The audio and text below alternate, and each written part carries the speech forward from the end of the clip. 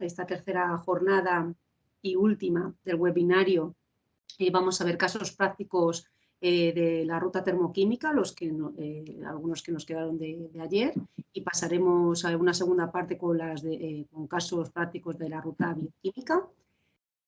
Y bueno, pues vamos a empezar con nuestro primer ponente que nos va a exponer experiencias de la planta de gasificación de cáscara de arroz en Molino Secadero Los Palacios, Cuba.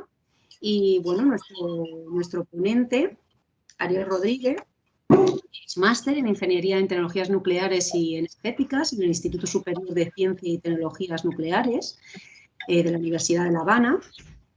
Trabaja como investigador en Cuba Energía desde el 2011 en el grupo de biomasa y energía renovable, donde ha participado en múltiples proyectos vinculados a fuentes, fuentes renovables, especialmente bioenergía. Se incluye pues, los gasificadores que nos va ahora a contar desde residuos agroforestales. Cuando quieras, Ariel, de verdad, un placer tenerte con nosotros. Muchas gracias. Bueno, buenas tardes y buenos días para todos, ya que estamos en dos polos opuestos en estos momentos.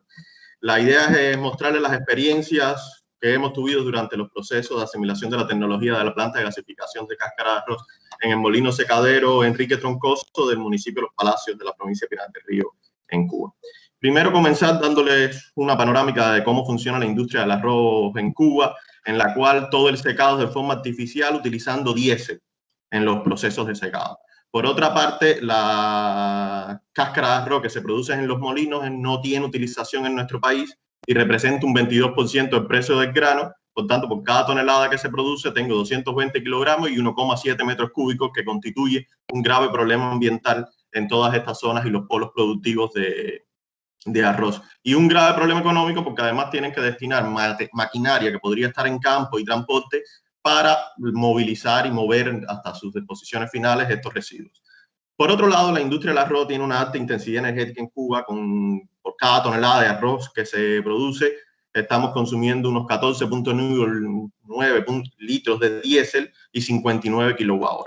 Haciendo un análisis que hemos hecho en otras ocasiones de manera unitaria, si yo cogiera la cantidad de desecho que se produce en esa tonelada, potencialmente utilizar una tecnología para convertirlo en energía, obtendría que puedo sustituir todo el diésel que consumo en el procesamiento de esa tonelada y producir cerca de 70 kWh. Esto quiere decir que la industria del arroz en las condiciones cubanas podría ser autosustentable energéticamente, podría autoabastecerse energéticamente con sus propios residuos.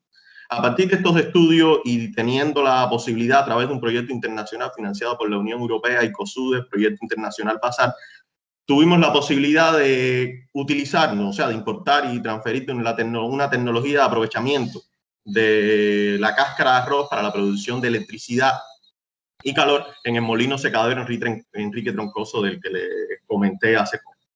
Estas gráficas aquí muestran las toneladas y los momentos del año en que se producen. Y lo primero que nos pasa en el momento de dimensionar la planta fue el tema que siempre pasa con los residuos agrícolas, es de la estacionalidad.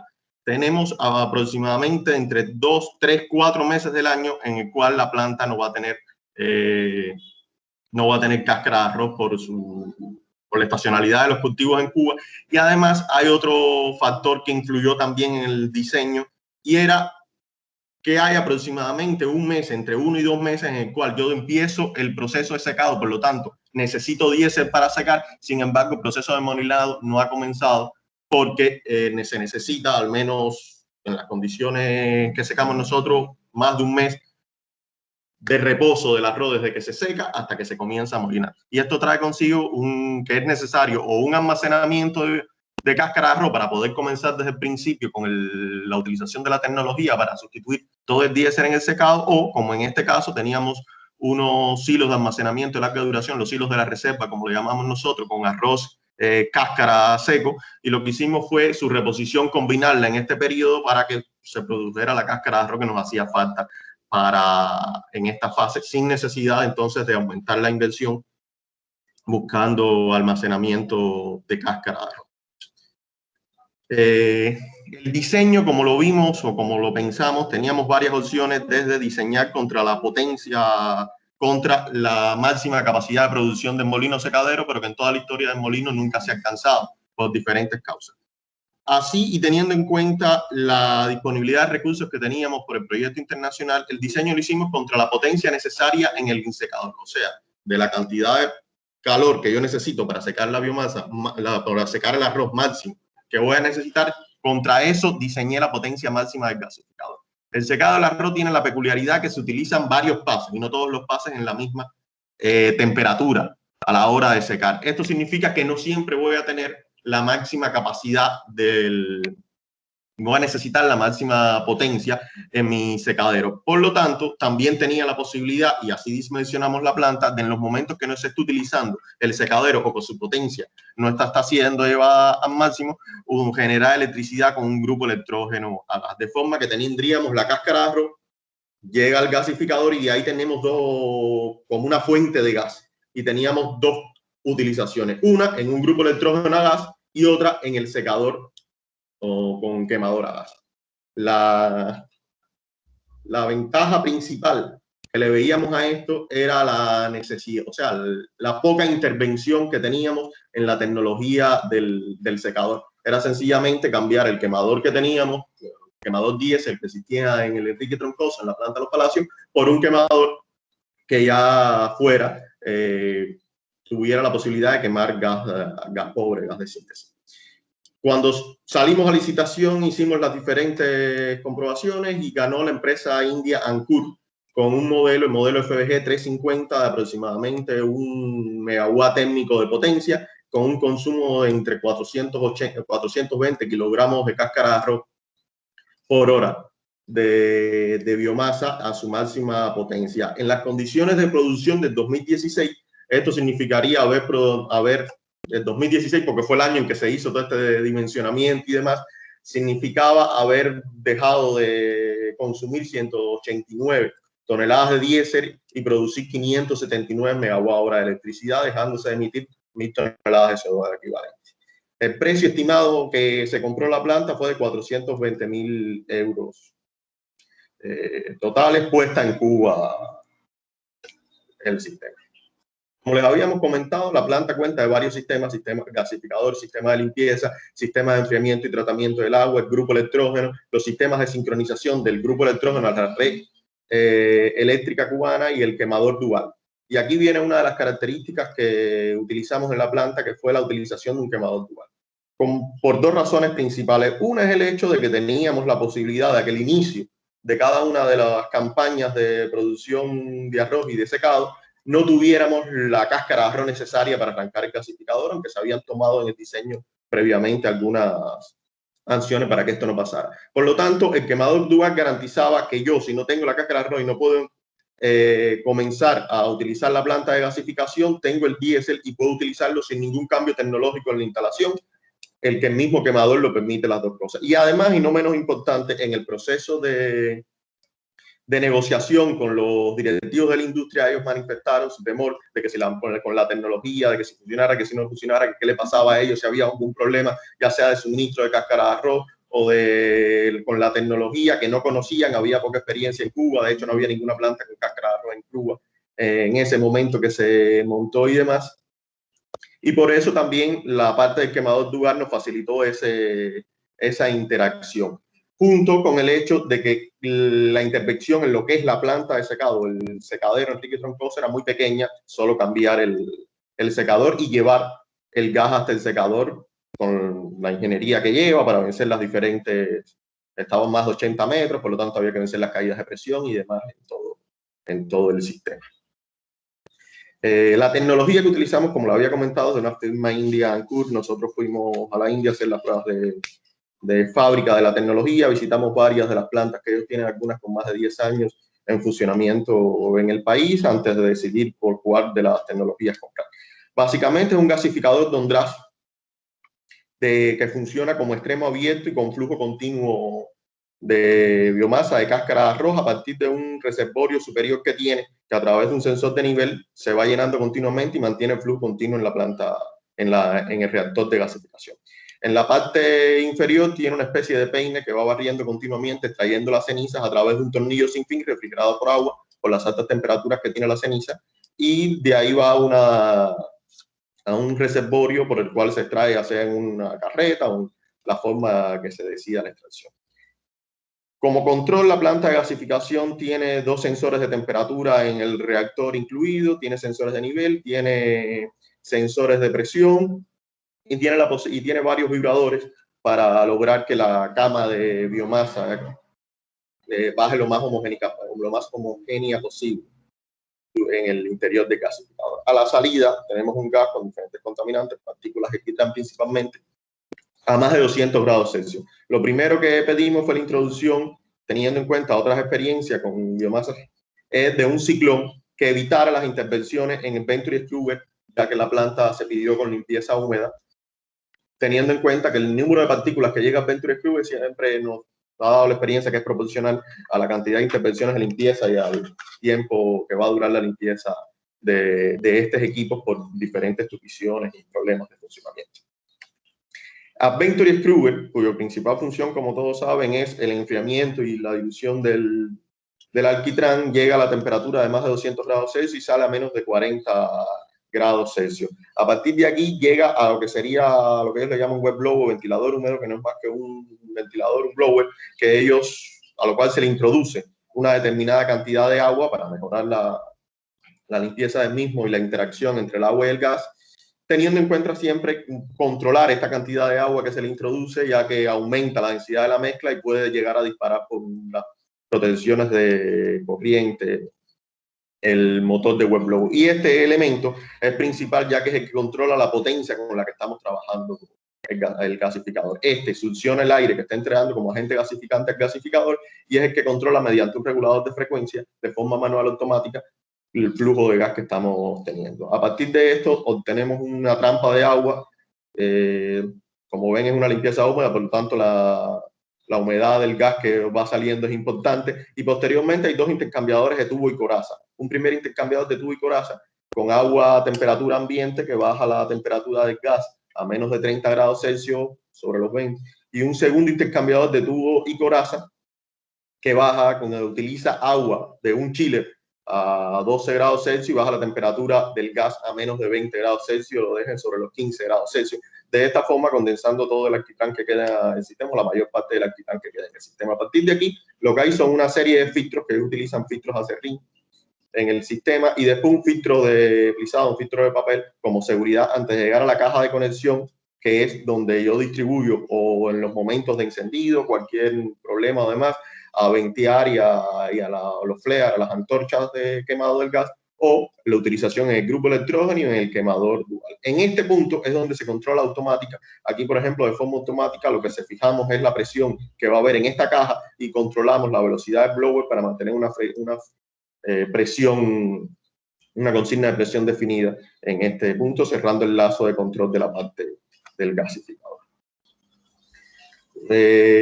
Por horas el tiempo, pasemos directo a ver las imágenes de la planta. Estas son imágenes en la India, donde se puede ver cuando hicimos las pruebas de fábrica, en donde montamos la tecnología que íbamos a traer para Cuba, el mismo gasificador, y se le hicieron las diferentes pruebas. Aquí la vista de los diferentes equipos, el gasificador, el ciclón, los filtros, y aquí la vista del quemador funcional. Estas son imágenes de la planta montada en los palacios durante el proceso de montaje. Aquí se puede ver el gasificador, el tornillo sin fin para la extracción de la serriniza refrigerado por agua, el grupo electrógeno, el sistema de control y en menos medida se ve todo el tema de los filtros. Y de este lado, el quemador dual que se compró para la instalación. En este caso, la imagen que estamos poniendo, que se vea que es en amarillo, es la imagen de cuando está funcionando con diésel. Cuando está funcionando con gas, veremos más adelante que el color que se ve es muy diferente. Aquí otras imágenes de la planta ya montada en los palacios. Aquí se puede ver el ciclón, después está todo el tema del Venturi Scrubber. Más atrás, que no se ve bien, está el wet blower, la trampa de agua y los intercambiadores de calor. Y de este lado una vista de los filtros que se utilizan, los filtros de acerrín, los filtros de particulados y los filtros pisados, filtros de papel. En este caso son 2 líneas redundantes, teniendo en cuenta que esto es uno de los mayores mantenimientos que requiere la planta. La planta requiere, dependiendo 3 o 4 días, dependiendo de las mediciones de presión en la línea de filtro, sustituir parte del material flistante. Básicamente es coger una capa de aproximadamente 10 centímetros de ese acerrín, extraerle, echarle nuevo y volver a mezclar este acerrín en el sistema. Eso lleva tiempo y para evitar la parada de la planta durante este tiempo se compraron 2 líneas de filtros en redundancia para bypassar el gas por la otra línea cuando se estaba trabajando en la anterior. Ariel, 2 minutos. Perfecto. Entonces, aquí tenemos las imágenes de la automática con el PLC y demás, y las imágenes del grupo electrónico, el quemador, grupo electrógeno Cumming con generador Leyland, que se hicieron las pruebas de sincronización al sistema y demás. Y por otra parte, aquí ya terminando la imagen de lo que sería la antorcha de gas durante la inauguración en el proceso de arranque de la planta. Esta imagen fue tomada a las 6 de la mañana. Y eso así es como se ve. En condiciones normales, por el día, no se ve la antorcha por la calidad del gas con que se está viendo y los componentes de este. Aquí tenemos una imagen de durante el proceso de pruebas en la fábrica, donde aquí lo que estamos viendo, voy a poner el video, es ya se está quemando gas.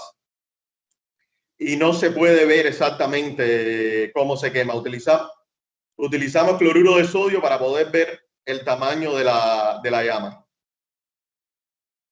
La idea de mostrarles esto es que esto también influyó en el diseño, ya que los requerimientos que teníamos que tener para los operadores que no están acostumbrados a tener una llama que no se ve en el sistema, llevaban una automática un poco más compleja para la seguridad de los operadores y del sistema de secado, y por lo tanto un entrenamiento a ellos diferente por las cuestiones del escape de gas, que además es tóxico, y por el tema de que no se veía la llama de este gas por el nivel de pureza y los componentes que tiene en el sistema. Como conclusiones, la planta de gasificación de Los Palacios entró en funcionamiento en septiembre de 2019, en plena escasez de diésel en Cuba. Por determinadas situaciones, Cuba en ese momento no disponía de diésel ni siquiera para el transporte urbano. Durante ese año ahorró más de 50 toneladas de diésel, secándose más de 3.000 toneladas de arroz.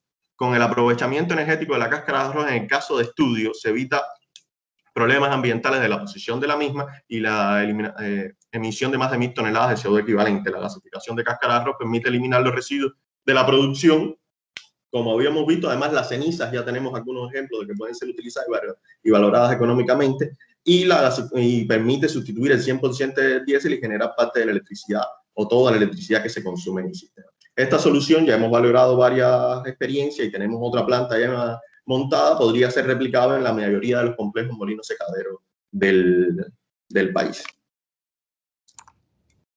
Y gracias, creo que estoy en tiempo, ¿no? Totalmente, muchas gracias, Ariel. Te has ajustado perfectamente al tiempo. Me ha parecido una exposición muy clara, que muchas de las preguntas que nos iban a hacer seguramente han sido respondidas ya en tu presentación, pero así tenemos alguna y te las voy a formular. Nos preguntan si has tenido problemas de operación debido al alto contenido en sílice. Además, si estáis sacando, que lo has dicho, pero nos dices exactamente qué, si estás sacando beneficio económico de las cenizas, ya que son muy ricas en este tipo de residuos. A ver, en caso del contenido de sílice, lo que tuvimos un problema con las cenizas, después de unos meses de operación, hubo un problema de operación que aumentó la temperatura en el reactor y produjo la fusión del sistema. Hubo que pararlo, darle mantenimiento. El problema es que una de las juntas, los operadores no se dieron cuenta, la presión varió y una de las juntas empezó a entrar más aire del adecuado y aumentó la temperatura. Se corrigió esto y siguió funcionando sin problema hasta este momento, y no hemos tenido problemas hasta ahora de otro tipo en este caso, ni más fusión de las cenizas, ni el tema de abrazabilidad, hasta el momento, podemos decir. En el caso, la otra pregunta era el uso de la ceniza.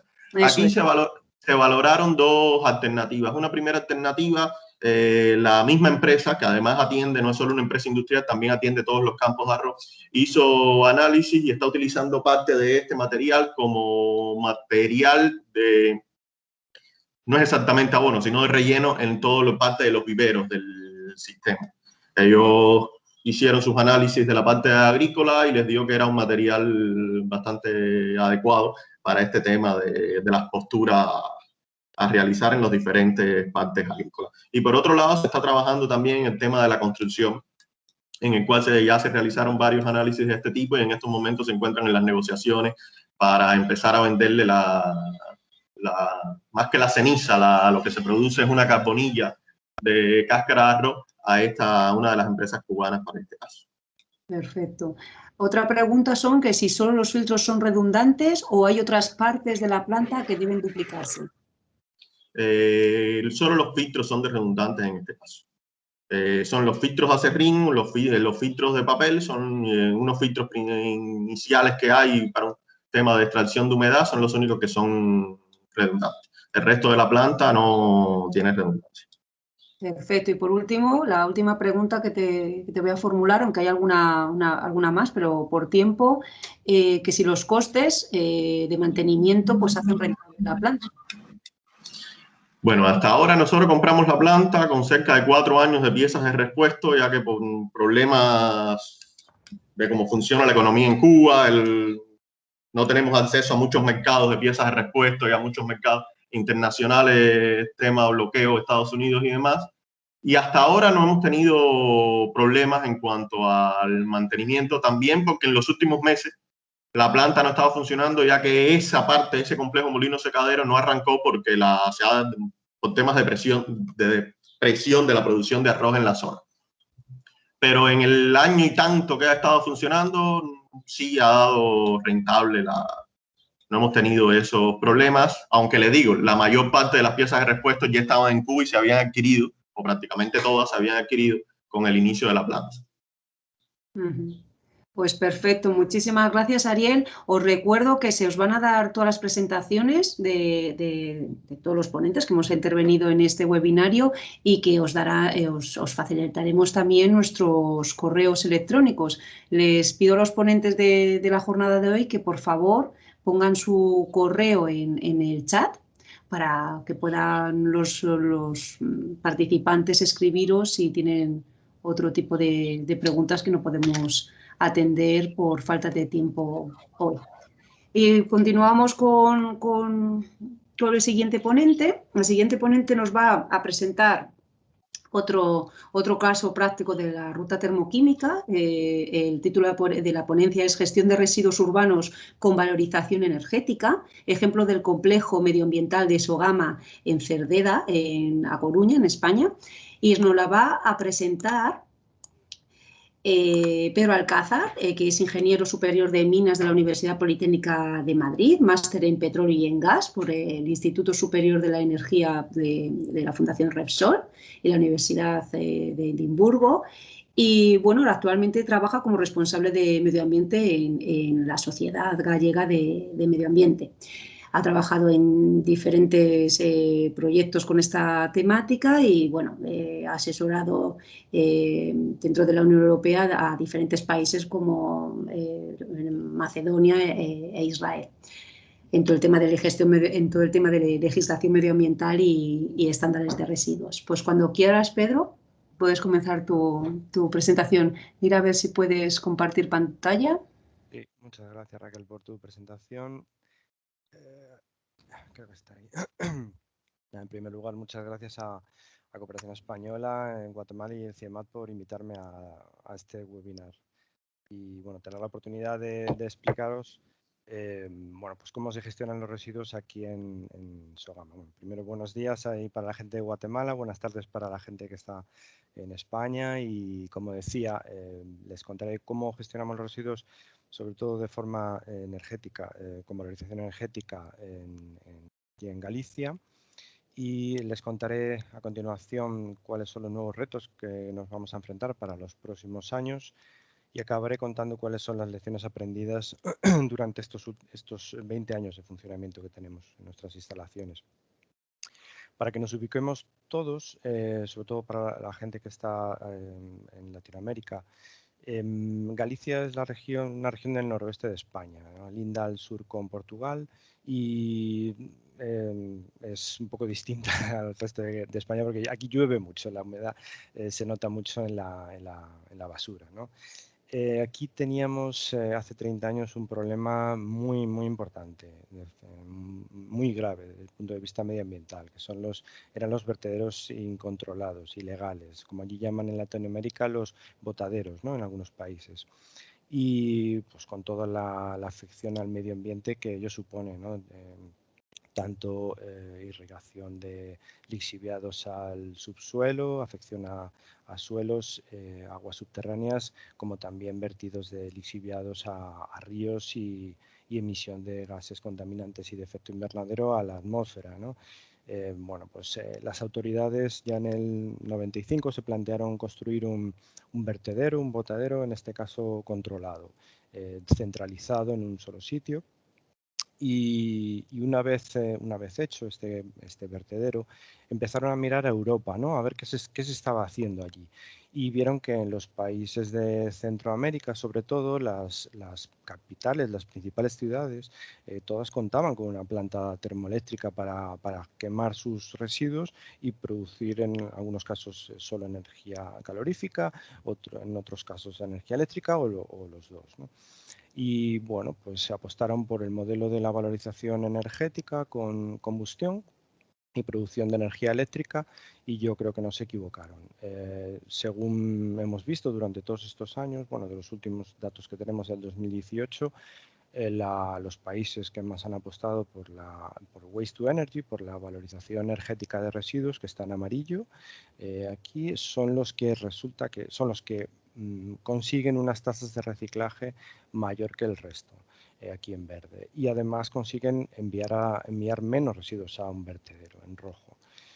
Con lo cual, bueno, pues creo que fue un acierto por su parte.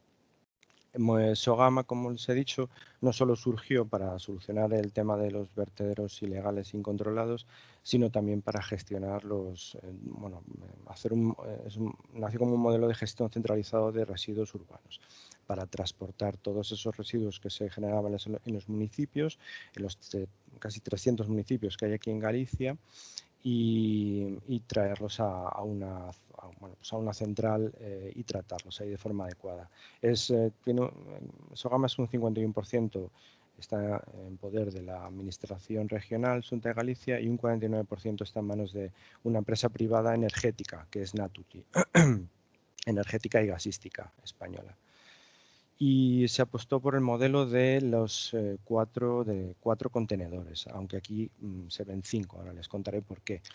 El papel cartón y el vidrio que se depositaban en los contenedores, en el contenedor azul y en el iglú verde, se gestionan de forma distinta, no pasan por nuestras instalaciones. Nosotros nos encargamos de gestionar los residuos de envases, que es lo que conforma la bolsa amarilla, el contenedor amarillo, son envases plásticos, metálicos y tetrabric, y la bolsa negra, lo que llamamos fracción resto, ¿no? Hasta ahora venía la materia orgánica mezclada con otros residuos que no eran envases, y ahora con la modificación de la nueva directiva, la modificación de la directiva de residuos de la Unión Europea, pues nos obligan ya a todos los países a tener implantada una recolección, una recogida selectiva de la fracción orgánica en origen, ¿no? En nuestras casas, durante el periodo 2021 a 2023, dependiendo del tamaño de los ayuntamientos. Bueno, pues ahora vamos a tener este 5.º contenedor, que nosotros ya lo estamos empezando a gestionar a través del compostaje, en una pequeña planta que yo luego les contaré un poco sobre ella. Pero de momento, bueno, pues lo que estamos haciendo es que los residuos que se generan en los municipios en Galicia se transportan por camiones hasta nuestras 20 plantas de transferencia. Hay algunas más también gestionadas por la Xunta de Galicia, pero nosotros en nuestro poder tenemos 20, y de aquí se trasvasan a unos contenedores de mayor capacidad para ser trasladados hasta nuestro complejo en Cerceda, por carretera o por tren. Ahora mismo estamos en un 50%, la mitad se transportan por carretera y la mitad por ferrocarril.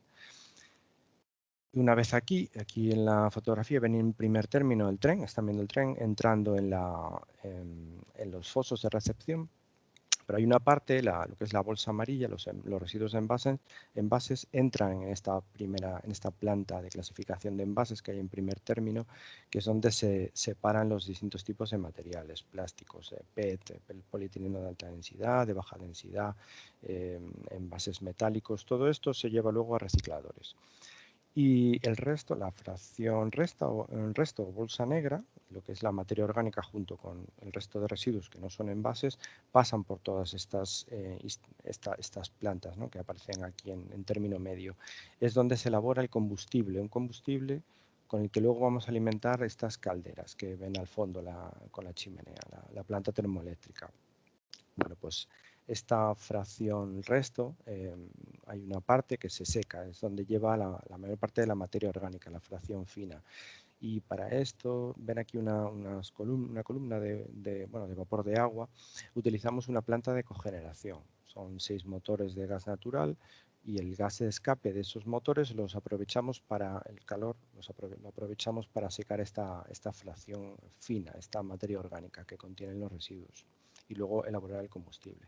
Bueno, pues entre las dos plantas, entre la planta de cogeneración y la planta termoeléctrica, tenemos instalados unos 70 megavatios eléctricos de potencia, con lo que somos capaces de abastecer a casi 50.000 hogares al año de energía eléctrica, que es más o menos un 12% de los hogares en Galicia. No voy a explicar mucho del proceso, ya lo tienen en mi presentación, simplemente decirle que es un proceso sencillo, mecánico, solo hay una parte biológica que es el compostaje, que no está aquí en este diagrama. Aquí simplemente es un proceso mecánico que a través de abrebolsas, trómeles, para separar las distintas fracciones de residuos y luego poder ayudar a los separadores ópticos y separadores metálicos que van aguas abajo para separar los distintos tipos de materiales y poder así elaborar el combustible para alimentar las calderas. Lo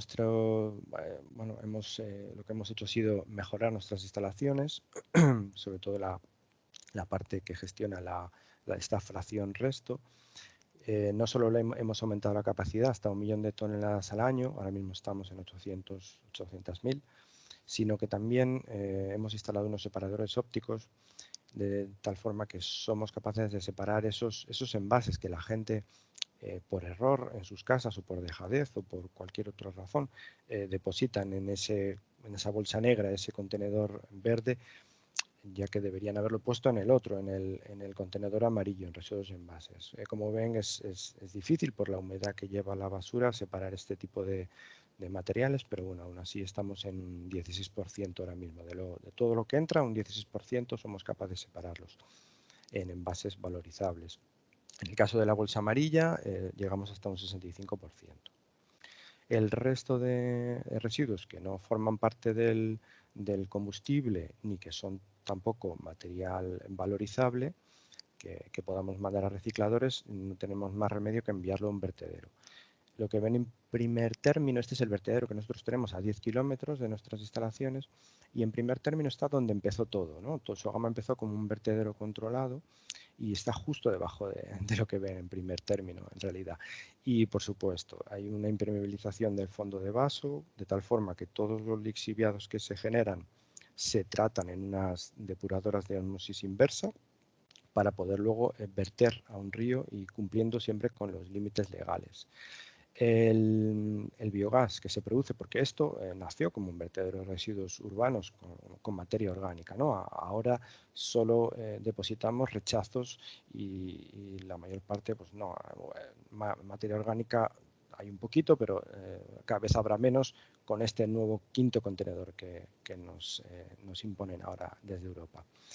Bueno, pues el biogás también se aprovecha en una planta de biogás para generar energía eléctrica. En este caso son 2,26 megavatios eléctricos lo que tenemos instalados, es pequeñita. Y como les decía antes, aquí en la nave que se ve en primer término tenemos una nueva planta de compostaje para tratar este quinto contenedor de fracción orgánica que la gente va a empezar a separar en sus casas ya desde ya. Vamos, está empezando a funcionar. Aún no tenemos hecho el primer compost. En cuanto a la planta termoeléctrica, la peculiaridad que tienen nuestras calderas es que son de lecho fluido circulante. Es una tecnología totalmente distinta a lo que se ve mayoritariamente en Europa, que son las parrillas. Y esto del lecho circulante, ¿qué es? Bueno, pues es un lecho de arena, una arena muy fina, un grano muy fino que se mantiene en suspensión con un aire, el aire de combustión que se insufla desde abajo, desde el horno, la parte baja del horno, y se mantiene circulando, ¿no? Gracias a un ciclón, es donde se separa de los gases y retorna otra vez al horno. Se calienta hasta 850 grados, que es cuando empieza a introducirse este combustible, este CDR, combustible derivado de residuos que nosotros hacemos en nuestras instalaciones. Y se deja siempre durante más de 2 segundos para evitar la formación de dioxinas y furanos. Pedro, Sí. Sí, esta tecnología tiene una serie de ventajas e inconvenientes. El gran inconveniente de esta tecnología es que necesita de un proceso previo para elaborar este combustible. Y es que pues necesita ser un secado, como les he comentado antes, ser triturado y eliminar pues, la mayor parte de inertes y de metales. Pero, sin embargo, tenemos la ventaja de que la depuración de gases es más sencilla que en el caso de parrillas. Nosotros simplemente tenemos un reactor, es un sistema semiseco, una inyección de carbón activo y de cal hidratada y unos filtros de mangas. Con ello conseguimos unos valores medios de emisiones muy por debajo de la media, de los límites que nos marca la legislación. Bueno, en esta gráfica están valores relativos. En amarillo está el 100%, sería el límite para cada contaminante, sería el 100%, y en azul sería el valor con respecto al total, con respecto a ese límite. Y como ven, en el caso de dioxinas y furanos apenas llegamos a un 25%. En el caso de mercurio, metales pesados, está en un 5%, con lo cual, bueno, pues no tenemos mucho problema. ¿Cuáles son los nuevos retos que vamos a afrontar para estos próximos años? Bueno, pues la llegada del nuevo BREF de incineración, que para quien no esté familiarizado con esto, son los nuevos, es el documento que nos marca las mejores técnicas disponibles que tenemos que tener en nuestras instalaciones, pues nos marca unos límites de emisión todavía más estrictos de los que tenemos hasta ahora. Vamos a tener el nuevo quinto contenedor con esta separación de materia orgánica en origen y ver qué compost de calidad vamos a tener, que dependerá un poco de cómo la gente separe en origen en casa, ¿no? Y el vertido técnico cero, que es la Directiva Europea para el 2035, nos dice que no podemos verter más de un 10% de los residuos urbanos que generamos en total. ¿Y cuáles son las lecciones aprendidas durante estos 20 años de funcionamiento? Bueno, pues es una tecnología, como han podido ver antes en la gráfica que les he mostrado con los países, que favorece el reciclaje y reduce el uso de vertederos.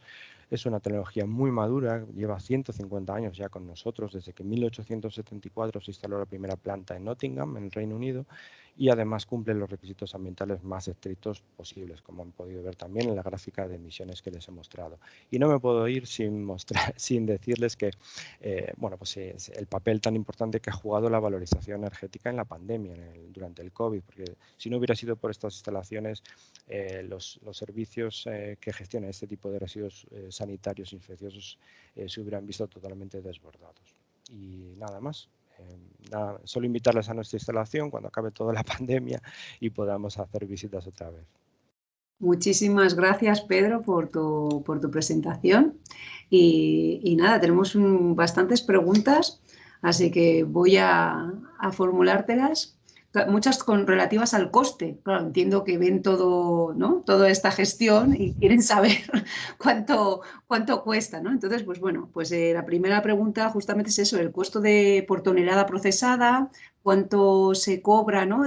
A los municipios, ¿no? Para pues, que podáis mantener esta gestión. Sí, bueno, yo soy responsable de medio ambiente, de números, aún, bueno, a lo mejor puedo contestar algunas, pero puedo contestarlo más adelante si me envían su correo electrónico preguntándome por cifras. No tengo ningún problema en darlo. Pero bueno, el canon que nosotros cobramos a los ayuntamientos es de 70 euros por tonelada. Y es el mismo para todos los ayuntamientos, independientemente de que estén más alejados o más cerca de nuestras instalaciones. Todos pagan lo mismo, ¿no?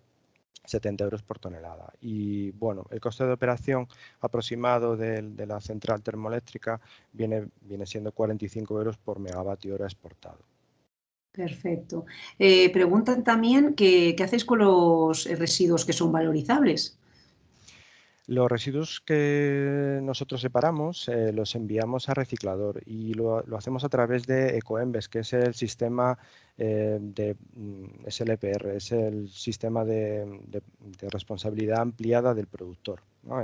Como el SIG, ¿no? El Sistema Integrado de Gestión de Residuos que hay en España para envases, es Ecoembes. Entonces, Ecoembes, bueno, pues nos da un dinero o sea, por tonelada de residuo que nosotros separamos y ellos se lo envían a los recicladores, son los intermediarios.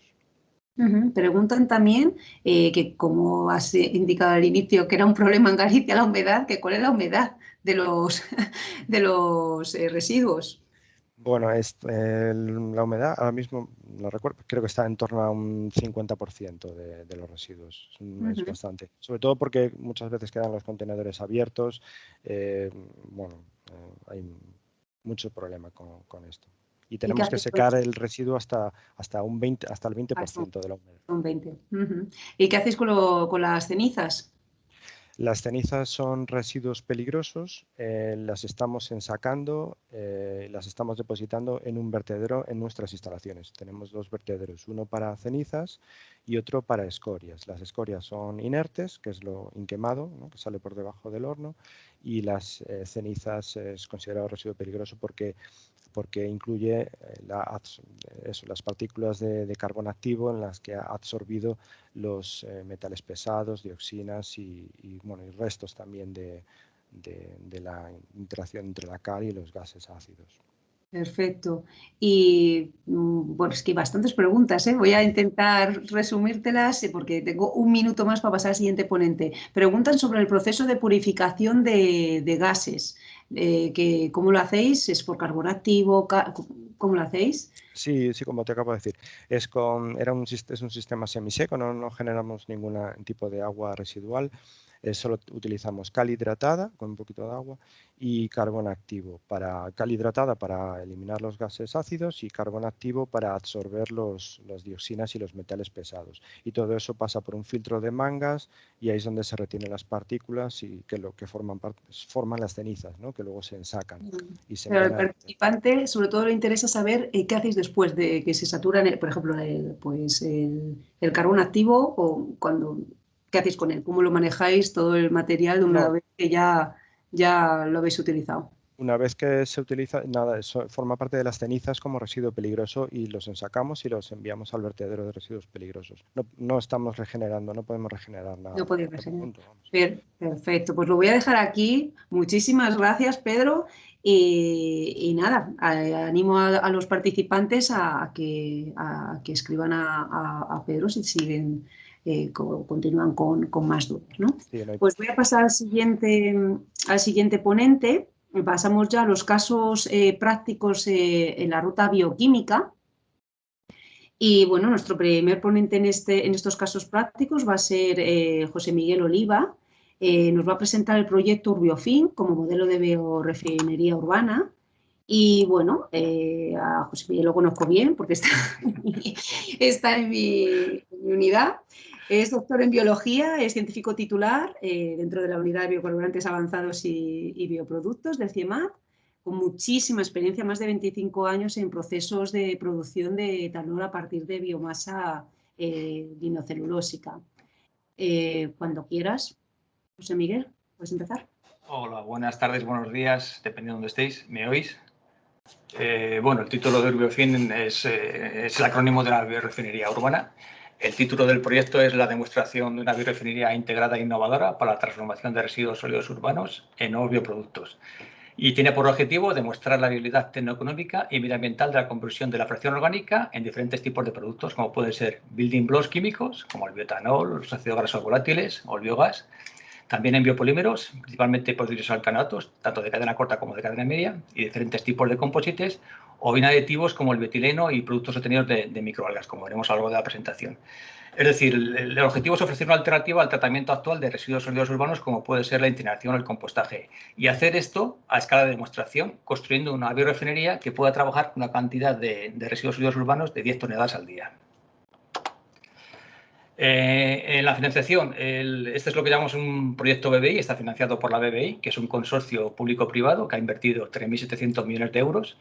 En este consorcio, la parte pública es la Unión Europea, que a través de su programa Horizonte 2020 ha invertido 975 millones de euros, y la parte privada es un consorcio de industrias, lo que se llama BIC, que ha invertido 2.700 millones de euros. Esta es una organización sin ánimo de lucro y que ocupa sectores desde la agricultura hasta la gestión de residuos sólidos urbanos. Está formado por dos tipos de miembros, lo que son los miembros de pleno derecho, que son los industriales, que agrupa grandes empresas, pequeñas y medianas empresas y clústeres regionales. Y otro tipo de miembros son los miembros no asociados, que somos las universidades, centros de investigación, plataformas tecnológicas, etcétera.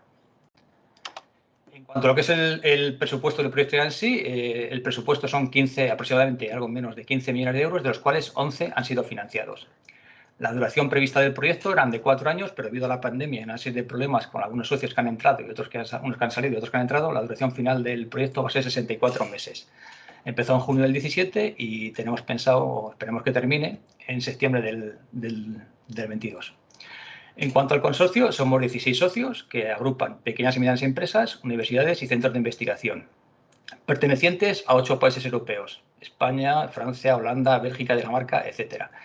Y el coordinador es español, es una empresa que está que es Imecal, que últimamente ha cambiado, hace un par de semanas ha cambiado el nombre y ahora es Perseo Biotechnology.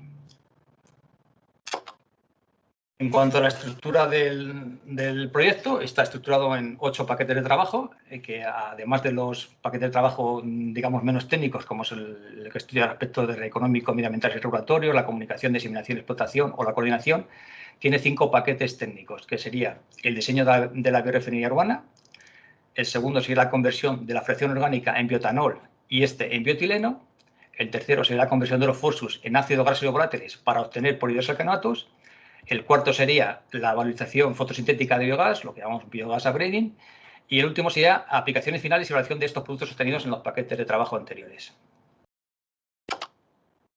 En cuanto a los módulos, el proyecto está estructurado en 3 módulos. El primer módulo sería la producción, tiene como objetivo la producción de bioetileno para utilizarlo como agente de maduración de frutas. El segundo módulo tiene por objetivo la producción de polihidrasalcanoatos para utilizarlos como bioplásticos. Y el tercer módulo sería la producción, tiene como objetivo la producción de un biometano de alta calidad y de polihidrasalcanoatos. Estos 3 módulos están interrelacionados entre sí, como iremos viendo a lo largo de la presentación. Así, las vinazas obtenidas en el primer módulo se utilizarían en el segundo módulo dentro de la digestión aerobia. La digestión aerobia del segundo módulo se divide en 2 partes, una primera parte hidrolítica y una parte metanogénica. Pues las vinazas obtenidas después de la destilación irían, aquí está equivocado, no iría a la digestión, a la parte hidrolítica, sino a la parte metanogénica.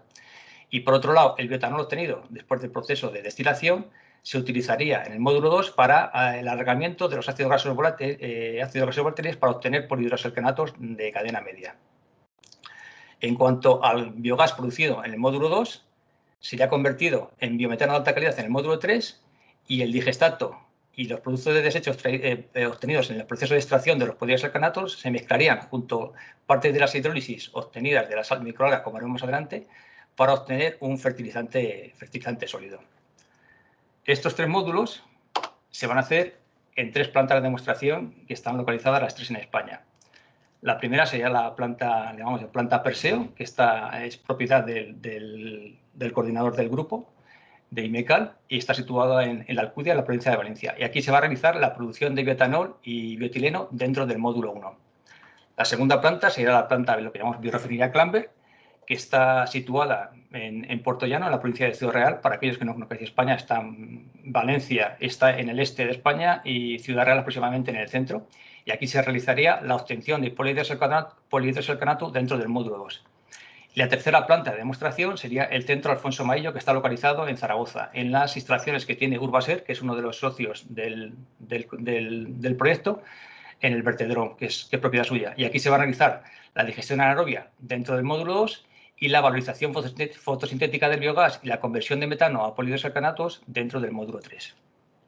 En cuanto a las actividades realizadas en cada uno de los Work Package, en el paquete de trabajo 1, que era el diseño de la biorefinería, las actividades que se han realizado y que estamos realizando fueron el diseño general del proceso, determinando el balance de masas, el análisis de costes, el análisis de ciclo de vida y estudiando algunos indicadores como es la cantidad de residuos utilizados, la sustitución de combustibles fósiles, el porcentaje de reducción de emisiones de gases de efecto invernadero, la cantidad de bioproductos que se podían tener o la cantidad de puestos de trabajo que se podían generar. También hemos determinado la composición físico-química de la fracción orgánica de los residuos sólidos urbanos y hemos determinado, por un lado, para el tema de producción de etanol y bietileno, su contenido en carbohidratos, principalmente glucanos y almidón, en lípidos, proteínas y cenizas. Y por otro lado, para los socios que trabajan en la digestión aerobia, han determinado sólidos volátiles, nitrógeno, fósforo, potasio, calcio, magnesio y determinados metales pesados. Y hemos visto qué requerimientos específicos tiene que tener este tipo de materia para que entre en planta. Así, para el caso de la producción de etanol, tiene que tener un contenido en glucanos mínimo de 24%, un contenido máximo de inertes de 10%, si es menos del 10% mucho mejor, y una humedad máxima del 80%, ya que queremos trabajar con una concentración mínima de sólidos insolubles del 20%. En el caso de la digestión aerobia, la relación carbono-nitrógeno tiene que ser entre 25 y 30, un pH de 7, sólidos volátiles entre 60 y 85% y un contenido de lípidos superior al 15%. Dentro del paquete de trabajo 2, que es la producción de bioetanol y bioetileno, bueno, en este caso los socios dentro de los 16 que somos, está IMECAL como líder del paquete de trabajo, estamos Novozymes, Iris, CSIC y nosotros, el CIEMAT. ¿Y qué actividades hemos realizado? Pues hemos optimizado el proceso de producción de etanol a escala de laboratorio, lo hemos hecho nosotros, el CIEMAT. También se ha hecho el rediseño, adaptación e integración de nuevos módulos en la planta Perseo, que eso lo ha hecho MECAL y Iris. Y por último, estamos ya trabajando en la demostración de la producción de bioetanol y bioetileno a escala de demostración. Y en ello estamos implicados MECAL, el CSIC y el CIEMAT. Os decía que se ha diseñado la planta porque la planta Perseo ya existió. Perseo, aparte de ser el héroe mitológico que cortó la cabeza a Medusa, es el acrónimo de un proyecto que tuvimos en el año 2006 que se llamaba Producción de etanol a partir de residuos sólidos domésticos orgánicos. Y como resultado de este proyecto se construyó la planta Perseo, de las cuales aquí os ofrezco algunas fotografías, que estas fotografías son de hace 6 o 7 años. Esto lo veremos más adelante, cómo se ha implementado esta planta. Aquí tenéis los módulos los reactores de pretratamiento, que son 2 reactores troncocónicos que pueden trabajar hasta 200 grados centígrados, una vista de abajo, una vista aérea. Y luego esta planta aparte tiene 5 fermentadores de 50 metros cúbicos, ¿vale? Dentro de este paquete de trabajo, ¿qué actividades hemos realizado nosotros? Porque es el paquete de trabajo en el que más estamos implicados como CIEMAT. Pues bueno, hemos caracterizado muestras procedentes de todos los países que intervienen en el proyecto. Últimamente, por cuestión de logística, estamos trabajando con muestras procedentes exclusivamente de vertederos españoles, así de Zaragoza y de Valencia y de Cataluña. Y estamos trabajando con 2 tipos de muestras selectivas y muestras no selectivas. La diferencia entre muestra selectiva y no selectiva, principalmente aquí tenéis las muestras selectivas, que serían lo que denominamos muestras orecas, procedentes de hoteles, restaurantes y catering, es que se caracterizan por tener un alto contenido en glucanos, principalmente almidón. El almidón es un porcentaje muy alto dentro de esos glucanos, y muy bajo contenido en cenizas. Y las muestras no selectivas es justo lo contrario, tienen bajo contenido en glucanos y alto contenido en cenizas. Otra de las actividades que hemos realizado dentro de este paquete de trabajo es la optimización del proceso a escala de laboratorio. Hemos optimizado la hidrólisis enzimática, hemos estudiado diferentes cócteles de enzimas, diferentes mezclas de enzimas proporcionadas por uno de los socios, que es Novozymes, y que son enzimas a la carta. Nosotros decimos qué composición tiene el sustrato y Novozymes nos ha configurado, ha fabricado enzimas exclusivas para este tipo, específicas para este tipo de sustrato. El objetivo de esta hidrólisis es maximizar la producción de glucosa después del proceso de hidrólisis, minimizando la cantidad de energía empleada en el proceso. Y hemos trabajado con diferentes sustratos, con diferente contenido en almidón, diferentes mezclas. Por ejemplo, antes decía que cuando un sustrato tiene un contenido en glucanos inferior al 25%, no entraría en planta. Entonces, en este caso, lo que se está haciendo es haciendo mezclas entre muestras selectivas y no selectivas, de modo que la muestra que entra ya en proceso tenga un contenido en glucanos superior al 25%. También a escala de laboratorio hemos optimizado el proceso de fermentación, hemos testado diferentes tipos de microorganismos, hemos seleccionado uno y hemos visto qué tipo de nutrientes hacen falta o no hacen falta para trabajar en planta. Y luego hemos estudiado diferentes configuraciones de proceso, como son la hidrólisis y fermentación por separado, la sacarificación y fermentación simultánea, o una presacarificación y sacarificación y fermentación simultánea. Y actualmente estamos dando soporte analítico a la planta Persio. Toda muestra que llega a planta es enviada también a las instalaciones del CIEMAT, donde la caracterizamos y repetimos el proceso a escala de laboratorio y luego se verifica en planta. Y todas las corrientes que se originan en planta vienen al CIEMAT también para analizarlas, de forma que verifiquemos datos tanto en planta como en el laboratorio aquí en el CIEMAT. José Miguel, 3 minutos. Bueno, entonces me estoy enredando mucho. Bueno, simplemente contaros aquí unas fotografías de la planta. Se ha implementado, sería el reactor de hidrólisis enzimática. Lo que hacemos, como trabajamos con una concentración de sustrato superior al 20%, hay que hacer una fluidificación previa para que luego se bombee. Estos serían fotos de ya un módulo que se ha instalado recientemente en la planta, que es el módulo de reformado catalítico del etanol para producir bioetileno. Dentro del paso al paquete de trabajo número 3, que es la producción de polihidroxialcanoatos, lo que se está haciendo aquí es optimizar la producción de ácidos grasos volátiles, elongar estos ácidos grasos volátiles a polihidroxialcanoatos de cadena media y producir polihidroxialcanoatos de cadena corta y cadena media a escala de laboratorio. Y después de optimizar este proceso a escala de laboratorio, se está haciendo a nivel ya de planta de demostración. Así, la digestión aeróbica se hace en el centro Alfonso Maillo. Lo decía antes, la fracción orgánica se somete a un proceso de hidrólisis. El utilizado se somete a un proceso de prensado y centrifugación, obteniendo una fracción líquida que contendría los ácidos grasos volátiles que se enviaría a Clamber para producir escalado. La parte sólida, junto con las vinazas procedentes de IMECAL, se sometería a un proceso de metanogénesis. El metano ya entraría a otro paquete de trabajo que sería la optimización, el biogás, sería la revalorización fotosintética del biogás. Otra de las plantas piloto es la biorefinería Clamber. Deciros que esta planta está preparada para trabajar tanto con residuos lignocelulósicos como biomasa húmeda y que tiene diferentes unidades de pretratamiento, de fermentación y unidad de purificación. En este proyecto se está trabajando con la unidad de fermentación, que como veis tiene fermentadores de 3 hasta 20.000 litros. Y aquí se va a hacer el escalado de la producción de polihidroxialcanoatos. Y por último, dentro de la unidad de purificación se está estudiando el escalado del sistema de extracción de polihidroxialcanoatos, que todavía no se ha instalado este módulo, pero se instalará en un futuro próximo. Y ya por último, en cuanto a la valorización del biogás, el biogás se somete a un consorcio, a la acción de un consorcio de microalgas y bacterias, de forma que las algas lo que hacen es asimilar el CO2 y producen oxígeno, y este oxígeno es utilizado por las bacterias para oxidar el sulfuro de hidrógeno a sulfato. De forma que obtenemos un biometano con alto contenido en metano y bajo contenido en sulfídrico y en CO2. Y este biometano se somete posteriormente a un refinado con objeto de eliminar silosanos. Al mismo tiempo, las algas se centrifugan, se someten a un proceso de hidrólisis para obtener aminoácidos que pueden ser utilizados como fertilizantes. Aquí tenéis un ejemplo, el esquema de lo que sería el proceso, el fotorreactor donde se inocularía el consorcio de microalgas y bacterias, que está conectado con una torre de burbujeo. Por la parte de abajo se introduce el biogás, se mezcla con la fracción líquida procedente del fotorreactor y aquí se produce la oxidación del sulfídrico a sulfato. Este biogás pasa a un biofiltro percolador donde se produce el proceso de eliminación de silosanos. Y dentro del paquete de trabajo 2 hay otra línea que es justo lo contrario, que es la conversión del metano a polihidroxialcanoato. Esta se realiza en dos tipos de etapas. La primera etapa sería una desulfuración anóxica del biogás utilizando un biofiltro percolador. En este biofiltro percolador, que tiene un lecho fijo donde está adherida a la comunidad biológica, se introduce el biogás de forma ascendente y a contracorriente con la solución acuosa de nutrientes, que cumple dos funciones: dotar de nutrientes a la comunidad biológica y, por otro lado, arrastrar ese sulfato producido. Este biometano de alta calidad pasaría por un filtro de carbono activo y se introduciría en un tanque de burbujeo biológico de 10 metros cúbicos para producir polihidroxialcanoatos utilizando bacterias metanotróficas. Tenéis una fotografía ya de lo que es la planta actual, donde tenéis el algal pond, el fotorreactor que llaman ellos, los digestores anaerobios, la parte hidrolítica, la parte de metanogénica está detrás, y la zona de conversión de metano a polihidroxialcanoatos y la valorización fotosintética del biogás. Y ya por último, dentro de las actividades del último paquete de trabajo, es simplemente poner la lista de los productos que estamos buscando tener y para qué se pueden utilizar.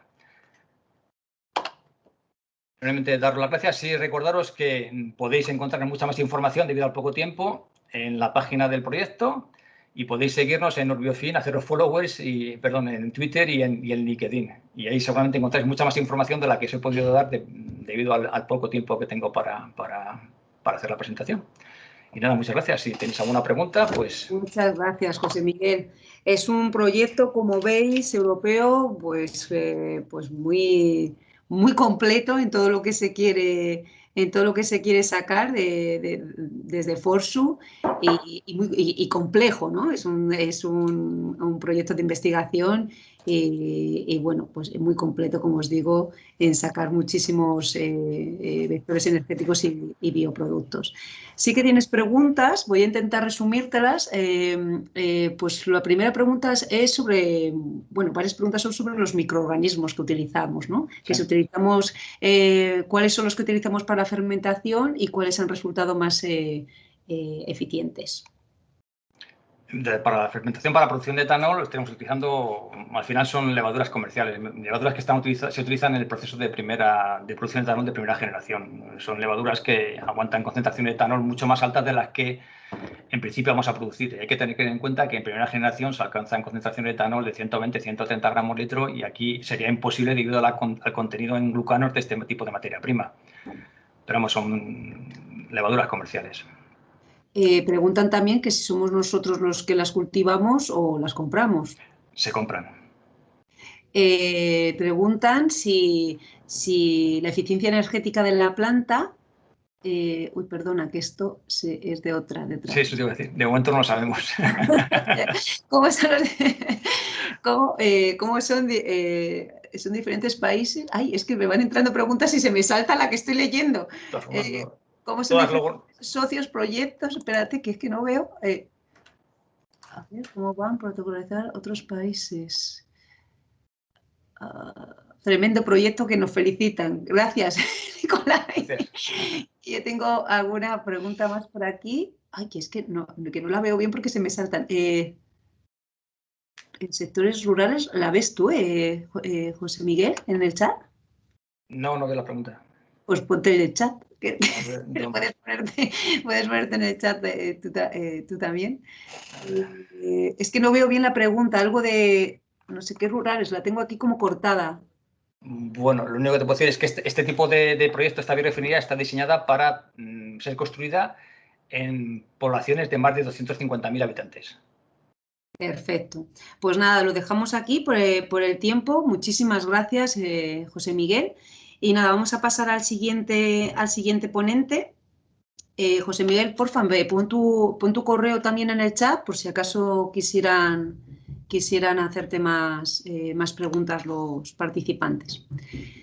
Pasamos al siguiente ponente, que nos va a presentar un tema que justamente el primer día yo traté de desarrollar y definiros, que es las biorefinerías, más allá del bioetanol y el biodiesel, algunos casos de éxito y oportunidades para América Latina. Esta ponencia la va a realizar Rafael, que estamos encantados de tenerte con nosotros. Gracias, Rafael. Y nada, Rafael Aramendis es máster en química farmacéutica, tiene más de 30 años de experiencia en el sector público y privado, liderando proyectos de innovación en el campo de la biotecnología, bioeconomía, desarrollo de negocio en este marco, bioseguridad, etcétera.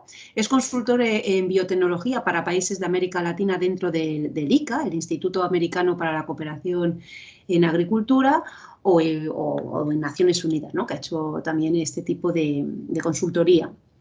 Trabajó más de 13 años en el Instituto de Ciencia y Tecnología en Colombia y ha trabajado para varias compañías, tanto de Colombia como internacionales, compañías agroindustriales, pues para desarrollos biotecnológicos para obtención, por ejemplo, de etanol o biodiesel. Actualmente es el gerente de Suricata, empresa consultora que se afinca en Bogotá y que da servicio a empresas en temas de innovación, desarrollo tecnológico, pues asuntos regulatorios y normativos y de comunicación dentro del marco de la bioeconomía. Pues cuando quiera, Rafael. Vale, mil gracias. ¿Me regalas para compartir pantalla, por favor? Sí, puedes. ¿Listo? Intenta compartir. Buenas tardes en Madrid, buenos días, ya casi también tardes en Colombia. Un agradecimiento especial a la ESID y al CEMAT por invitarme a compartir algunos de estos temas. Lo que les voy a presentar es básicamente un resumen de un trabajo que se ha hecho con la Comisión Económica para América Latina y el Caribe, la CEPAL, en relación con el tema de biorefinerías en América Latina, y hemos tratado de identificar algunos casos, digamos que de éxito en relación con estos procesos de las biorefinerías. Vamos a la siguiente, por favor. Bien, esto simplemente, no me voy a detener aquí, es simplemente mostrar, y esto es una gráfica que está en un documento que también mostró José Miguel, que me alegra mucho que estemos mirando la misma información. Esto es simplemente el modelo inicial, como una biorefinería o a través de residuos animales o lignocelulósicos agroindustriales suburbanos, pues fundamentalmente tiene diferentes maneras de verla, de diferentes fases de abordarla, pero donde me quiero centrar un poco y donde quisiéramos llevar la discusión en este sentido, es que más allá del etanol, el biodiesel, como productos finales de una biorefinería, o más allá de centrarnos en la valoración energética de los residuos con fines de combustión de electricidad o calor, aparecen en este momento y ya están comenzando a moverse en América Latina algunos temas de biorefinerías que están intentando moverse hacia la producción de productos biobasados. Entonces me quiero centrar fundamentalmente ahí, como si bien en algunos casos de compañías ya el tema, digamos, de la valoración de los residuos se ha superado, ya han comenzado a mirar un paso hacia adelante y han comenzado a evaluar cómo se mueven hacia los productos biobasados. La siguiente. Esta gráfica que también viene de una publicación española del año 2020, pues muestra cómo el tema de las biorefinerías, bien sea la biomasa de tipo agrícola, forestal, verde, ganadera o algas o industrial urbana, tratada a través de los diferentes procesos, ya sea físico, químico, biológico, termoquímico, me crea esas plataformas de building block y finalmente me lleva a los bioproductos, que es donde me interesa un poco centrar la discusión. Pasar de simplemente producir etanol y biodiesel y centrarlos en esos usos energéticos a que las compañías comiencen a entender cómo es posible, usando esas plataformas de base, movernos hacia los productos biobasados. Bien esos productos biobasados estén en el sector, por ejemplo, de microalgas, o bien me puedan producir biomateriales o químicos biobasados. Es ahí fundamentalmente la labor que estamos tratando de hacer con algunas de las compañías con las cuales estamos trabajando. La siguiente, por favor. Bien, vamos a presentar 5 casos, vamos a presentar 2 casos de Argentina, 2 casos de Colombia y un caso de Brasil, que son casos bien interesantes. Fundamentalmente tenemos 2 temas de agro, un tema, digamos, agroindustrial, otro ambiental, y el tema de Brasil, que es un tema bien interesante de un nuevo concepto de biorefinería. Miremos el primer caso, que es el caso del talar agroindustrial.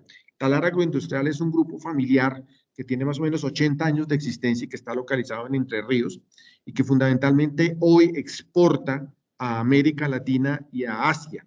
Ese grupo proyecta más o menos un 30% de los ingresos que vendrán de venta de productos para consumo humano, y que el 70% de los subproductos en el 2019 esté enfocado al consumo animal e industrial. Aquí es muy importante mencionar el tema de que la compañía, la estrategia de crecimiento de la compañía estaba basada en 3 elementos: la diferenciación de los productos, la valorización de los subproductos y la identificación de nuevos nichos de mercado. Y hay un tema importante que quiero mencionar, que es el tema de los inductores de negocio. Si bien las compañías que están basadas en Argentina, y quizá en los 2 casos particulares de Argentina, la situación económica del país ha llevado a que la compañía busque diferenciar esos productos y busque valorizar los subproductos. Y algunos de los hechos que la han movido a que esto se dé están fundamentalmente dadas, primero, por el tema de las retenciones agrícolas a las exportaciones de granos, que para ninguno de los que estamos acá, pues sabemos que es un tema crítico en Argentina, las retenciones al maíz, a la soja y a los granos. El segundo tema que movió a la compañía a entrar en el tema de biorefinerías es que en un periodo de tiempo, 2013-2014, estaban presentando altos rendimientos agrícolas, pero estaban presentando o ganancias neutras o ganancias nulas. Entonces la compañía pensaba, bueno, ¿y cómo nos movemos hacia adelante para valorizar lo que tenemos? Obviamente el otro inductor del negocio es el aumento de precios de insumos y alquileres, y un tema fundamental que también los movió muchísimo hacia adelante es el cierre de las exportaciones de biodiesel a Europa desde el año 2014. Entonces, ante una situación de estas tan compleja, pues la compañía lo que decide es, tenemos que movernos del negocio tradicional y convencional de estar produciendo biodiesel y mirar qué otra cosa podemos hacer en productos de valor agregado en origen, es decir, fundamentalmente agregar valor de origen a los productos agroindustriales que estaban teniendo. La siguiente. Siguiente, bien, entonces esta es una empresa que fundamentalmente nació como una empresa sojera. Vamos a tratar de resumir rápidamente en un par de slides dónde están parados. Esta compañía que nació como una compañía sojera con cultivos propios y cultivos arrendados, pues fundamentalmente se dedicaba a un tema que era la producción de aceite de soja. Este aceite de soja finalmente se vendía a productores locales y estos productores locales lo acopiaban y lo convertían en biodiesel. Y ahí aparecía una mezcla pequeña de glicerina que se vendía en mercados locales. Pero ante esta situación fundamental de caída en el mercado de biodiesel, la compañía lo que tiene que es pensar en una nueva estrategia de negocio, y en esa nueva estrategia de negocio lo que decide entrar es a obtener a través de un extrusor, un speller de soja, que es lo que aparece después del aceite de soja. Este speller lo que genera es un producto que me permite entrarlo a la cadena de los alimentos balanceados. Entonces ya no solo estaban entrando por aceite de soja y biodiesel, sino que comienza a aparecer una nueva unidad de negocio, que es la unidad de negocio de los alimentos balanceados. Estas unidades de negocio de alimentos balanceados, a pesar de que no es un producto tan altamente diferenciado, pero sí se le agrega en origen, y existían en ese momento en la Argentina una gran cantidad de compañías que competían fundamentalmente por precio, porque pues tiene algún valor agregado, pero no está muy bien diferenciado. Al estar ante esta situación, pues la compañía lo que decide fundamentalmente es moverse hacia otro sector o a otro segmento de negocio, que es la proteína de soja texturizada. Esa proteína de soja texturizada se trabaja en consumo humano en reemplazo de la proteína cárnica. Es un mercado nuevo, es un mercado de consumo VIP exclusivo, se vende con un sello en Europa, y este es el producto que fundamentalmente se comercializa, digamos, en América Latina. Se vende en Colombia, Uruguay, en Perú, pero también se exporta y hay algunos mercados de exportación en Asia. Entonces, lo que quiero resaltar fundamentalmente de este caso es que que es una compañía que fue una compañía de granos integrada y que se movió hacia la producción de biodiesel, se vio forzada por las circunstancias macroeconómicas y las circunstancias del mercado interno a moverse hacia un mercado agroalimentario y hacia un mercado fundamentalmente alimentario. Entonces, esta es una muestra fundamental de cómo sí es posible diversificar más allá de la producción de etanol y biodiesel y movernos hacia mercados o de alimentos balanceados o de alimentos de consumo humano. La siguiente.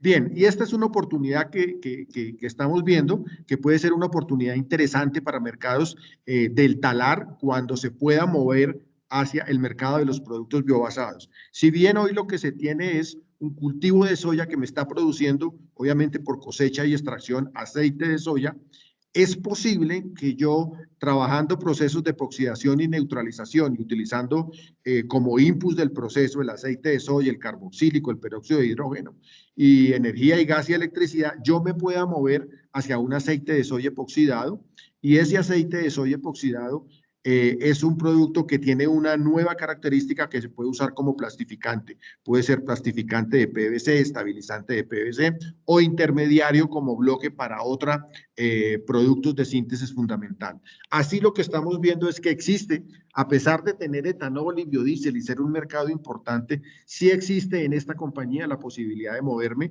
hacia sectores que tengan un mayor valor agregado, entrando al mercado de los biobasados. Siguiente. Este sería el caso fundamental de el talar en Argentina. El segundo caso en Argentina es el caso de Yerubá. Yerubá es una compañía que tiene unos 20 años de operación. Fue creada en la provincia de Santa Fe y opera desde el año 99. Es una compañía bastante grande, bastante integrada. Tiene más o menos una facturación de $20 millones al año. El 80% de los ingresos proviene de exportaciones a América Latina, a Europa, a Asia y a África. y su unidad, digamos que su estrategia fundamental está basada en generar valor económico, basada en residuos, pero provenientes de algo que existe. Creo que 2 compañías manejan este mercado en el mundo, los residuos provenientes de las industrias frigoríficas, de las usinas, de las industrias lácteas y de las industrias cerveceras. También, igual que en el caso del talar, aquí hay unos inductores fundamentales del negocio, márgenes nulos de ganancia. La crisis que se presentó en Argentina y las modificaciones regulatorias llevaron a la compañía a que tuviera que explorar unos nuevos segmentos o unas nuevas unidades de negocio que no fueran solo las unidades, los usos de los residuos provenientes de esas industrias. La siguiente. Bien, entonces el negocio fundamental de Yerubá en Argentina se enfoca fundamentalmente en sangre entera bovina. Hoy el negocio también se ha movido a sangre aviar y a sangre porcina. Ellos fundamentalmente por un proceso de centrifugación lo que entregan es plasma bovino y una hemoglobina que se seca por spray. Pero lo interesante es que no se quedaron aquí, se movieron con esos residuos convertidos en plasma bovino y en hemoglobina seca en spray hacia 2 sectores de negocio fundamentales, que son el uso del plasma bovino para alimentación humana, bien sea en carnes, embutidos, salchichas, etcétera, etcétera, o en usos para alimentación animal como en panadería o en confitería. En el caso de la hemoglobina secada por spray, esa hemoglobina tiene un mercado muy interesante como complemento fundamental en la piscicultura, como complemento de proteína en la piscicultura, y también hay un mercado muy interesante en la industria de mascotas, porque se puede suministrar esto como complemento en la comida de mascotas.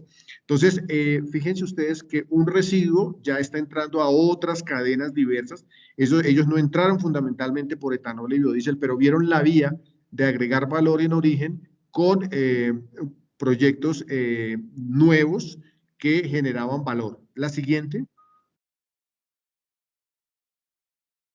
Siguiente. Bien, miremos el caso de Colombia. Hay 2 casos en Colombia, un grupo agroindustrial que se llama el Grupo Manuelita.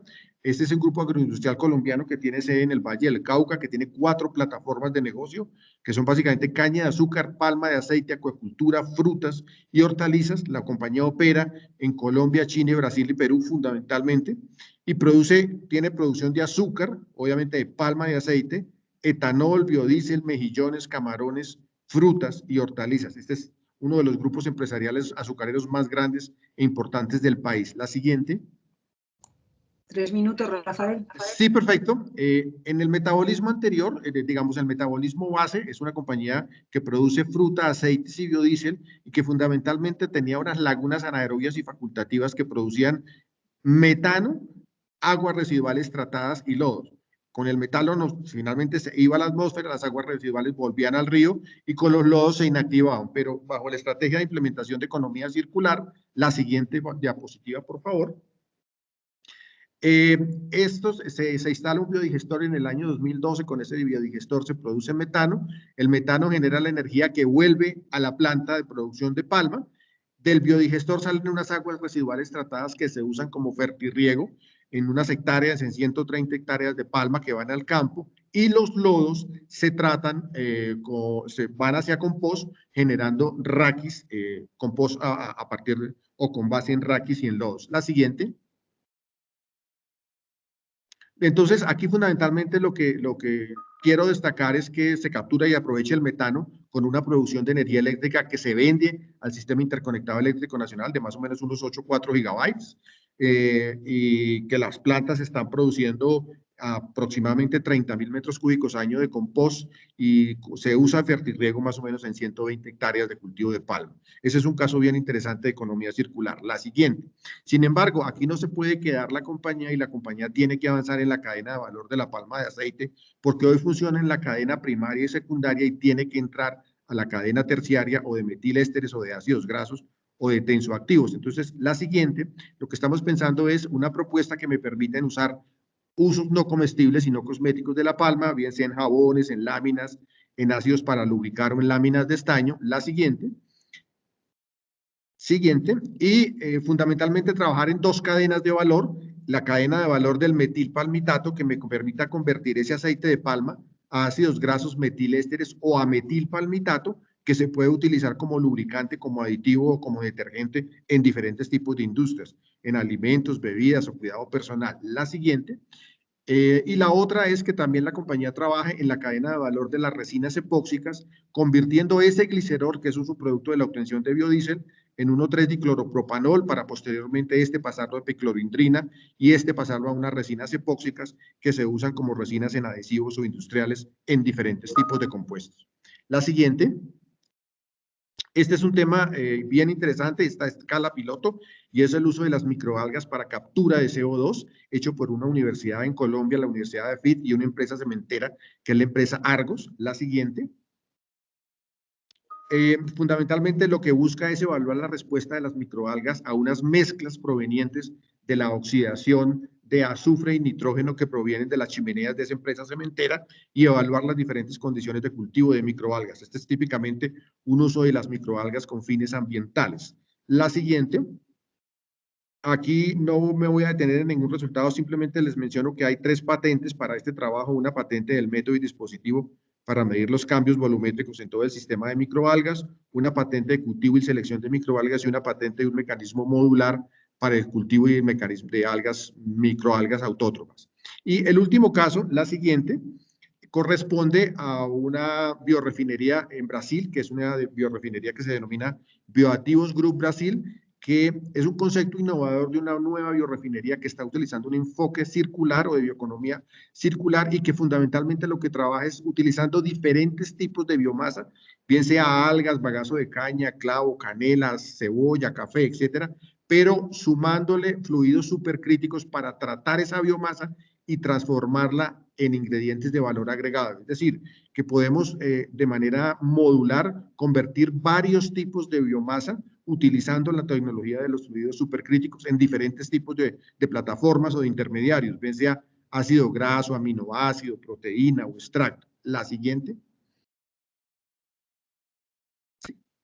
Los beneficios es que se puede trabajar en demanda, tiene un tiempo obviamente menor de proceso, básicamente de horas a días con los supercríticos, se posibilita trabajar un enfoque cero y obviamente esto es realmente un proceso de bioeconomía circular. La siguiente, y con esa terminamos, ¿cuáles serían las lecciones aprendidas? Esto es una empresa primero que me posibilita procesar varios tipos de biomasa, y trabajar en un proceso que realmente es verde y en un proceso de economía sostenible con tiempos y con costos razonables. Es una empresa que fue creada e incubada en un centro de innovación que recibió todo el apoyo del ecosistema de innovación y emprendimiento brasileño, el CNPq, el Servicio de Aprendizaje, los parques tecnológicos, y esta es una tecnología que puede adaptarse a diferentes condiciones geográficas.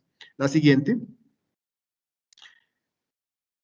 Bien, creo que me pasé un par de minutos, pero bueno, a la carrera, pero ahí alcanzamos a ver algunos de los casos más importantes.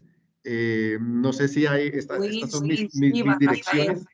Ha sido muchísimas gracias, muy instructiva. Sé que todos andamos con los tiempos que no nos da para poder explicar todo lo que nos gustaría a los participantes.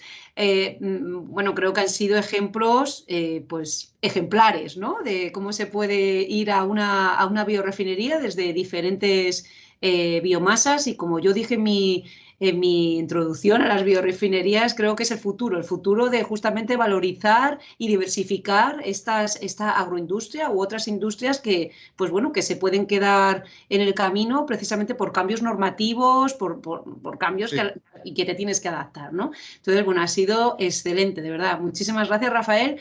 Te has comido los minutos de preguntas. La verdad es que la gente se ha debido quedar un poco así, porque ahora mismo no he recibido nada más que agradecimiento y que muy interesante todas las experiencias. Así que bueno, paso al siguiente ponente. Muchísimas gracias, Rafael. Vale, pues, suerte, chao. Venga, pues seguimos con el siguiente ponente como última intervención de este webinario. Corre a cargo de de Jordi Pont. Nos va a dar tendencias, oportunidades e instrumentos para la gestión de residuos en Latinoamérica y Caribe. Por contaros alguna cosa de Jordi, es licenciado en Ciencias Ambientales por la Universidad Autónoma de Barcelona y actualmente es el coordinador de Químicos, Residuos y Calidad del Aire en la Oficina para América Latina y el Caribe, en el Programa de Naciones Unidas para Medio Ambiente, el PNUMA. Ha participado en numerosas actividades de consultoría ambiental y de proyectos de investigación, principalmente dentro de los ámbitos de gestión integrada de los residuos, evaluación de fuentes de contaminación y de gestión ambiental. Pues cuando quieras, Jordi. No, ahora mismo no te veo, ¿eh? Hola, Raquel. Enciende cámara, por favor, para que te podamos escuchar y ver. Y comparte pantalla. Voy a tratar, a ver si me confirman si se ve bien. Sí, perfecto. Cuando quieras. Excelente. Bueno, muchísimas gracias. Buen día, buena tarde a todos y gracias al equipo de CIEMAT y de la ECID por invitarnos a participar en esta sesión de webinars y de conferencias. Creo que en el contexto de este programa, la presentación va a ser un poco diferente. Es una presentación contextual, genérica, un poco como tratar de ofrecerles un panorama de la gestión de residuos en América Latina y el Caribe. Es un tema muy amplio, pero voy a tratar de hacerlo lo más concisamente posible y apoyándome en una evaluación regional que hicimos hace un par de años para ver precisamente cuáles son las tendencias en la gestión de residuos en la región. Básicamente este informe, que ustedes pueden encontrar también en internet, pues aspiraba pues a dar este panorama, cuál es la situación, tendencias, y también particularmente incidir en aspectos de gobernanza y financiación de la gestión de residuos, que muchas veces son como las barreras o los temas que dificultan avanzar hacia un modelo más avanzado de esquemas de gestión en la región, ¿no? El informe principalmente abarca la gestión de residuos municipales porque lamentablemente es donde tenemos un poquito más de datos. Entiendo que estas sesiones han estado también muy enfocadas a residuos también orgánicos del sector agrícola, pero esto es más relacionado con todos los tipos de residuos, pero también municipales, pero creo que algunas de las lecciones aprendidas de oportunidades son cruzadas, ¿no? Bien, nosotros concluimos con 12 mensajes clave que resumen un poco los hallazgos y deliberaciones de este informe y las voy a ir un poco compartiendo con ustedes. El primero es que, como se imaginarán, la generación de residuos en general está en constante aumento. En América Latina y el Caribe no ha cesado de aumentar desde hace años. Nosotros hicimos algunas estimaciones con un año base al 2014, en cuál era la generación de residuos urbanos que se estaba generando, más de medio millón de toneladas día, con una proyección que ya se está superando con los datos más recientes que tenemos. Ya se ha superado incluso la proyección que estábamos haciendo, ¿no? Pues un poco por el crecimiento poblacional, pero también por un incremento en la tasa de generación por persona. Actualmente está aproximadamente en 1 kilogramo día por habitante. Y esto es más o menos constante durante los últimos 4 o 5 años. Así que, de momento, ese es el panorama, ¿no? Cada vez se generan más residuos en prácticamente todos los sectores. ¿Qué ocurre con estos residuos desde el punto de vista de recolección? Bueno, podemos indicar y observar que ha habido una mejora sustantiva en este proceso, en el porcentaje de cobertura de la recolección, también en el tipo de recolección, es decir, una mejora cuantitativa y cualitativa durante los últimos años. No obstante, estas elevadas tasas de recolección que pueden llegar a más del 90 o incluso al 100% en las ciudades, en las principales ciudades, estas tasas disminuyen significativamente en las zonas más marginales o en las zonas rurales, ¿no? Donde los porcentajes y la calidad del servicio de recolección disminuye sensiblemente, hasta el punto que, bueno, este porcentaje que todavía no abarca se estima que representa unas 35.000 toneladas día que quedan sin recoger y por tanto se desechan de forma inadecuada y esto representa como mínimo 40 millones de personas en la región que no tienen acceso a este servicio básico, que diríamos.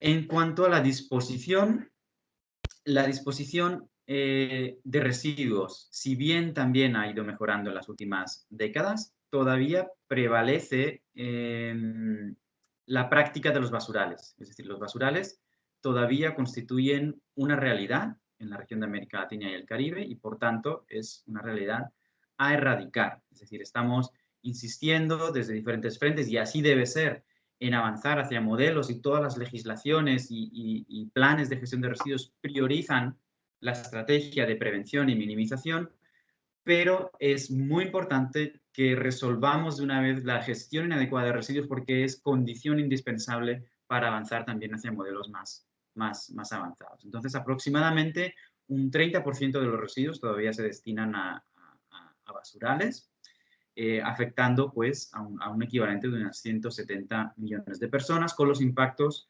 sobre el medio ambiente y la salud que esto genera.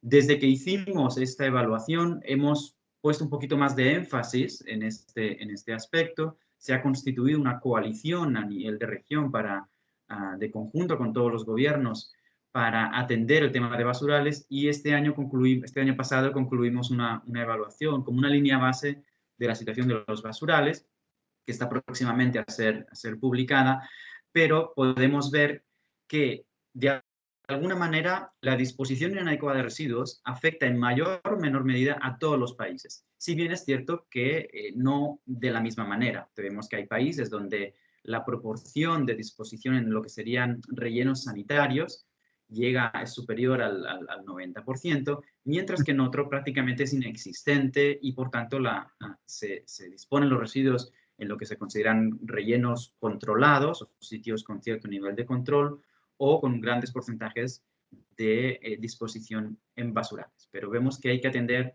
un poco la situación en función de el punto de partida en cada país puede ser diferente.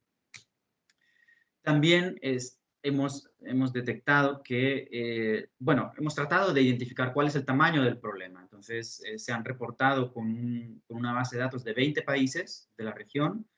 Nos han reportado la existencia de más de 10.000 basurales en toda la región. Claro que son de diferente tipo, se clasifican de diferente manera, etcétera, pero aproximadamente estamos hablando de más de 10.000 sitios de disposición inadecuada, y aproximadamente unos 2.000 rellenos sanitarios que se han identificado en América Latina y el Caribe.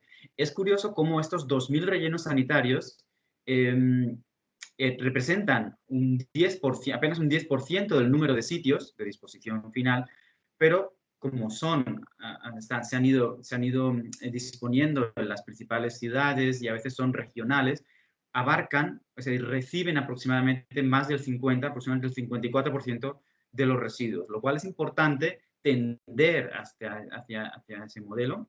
En cuanto a la disposición final, nos referimos siempre de tratar de dar soluciones a un mayor número de municipios, porque también vemos que aproximadamente el 70% de los municipios todavía no tienen acceso a un relleno sanitario. El 70% de los municipios en América Latina y el Caribe utilizan todavía sitios inadecuados de disposición final. Por tanto, esto nos parece un tema importante a abordar.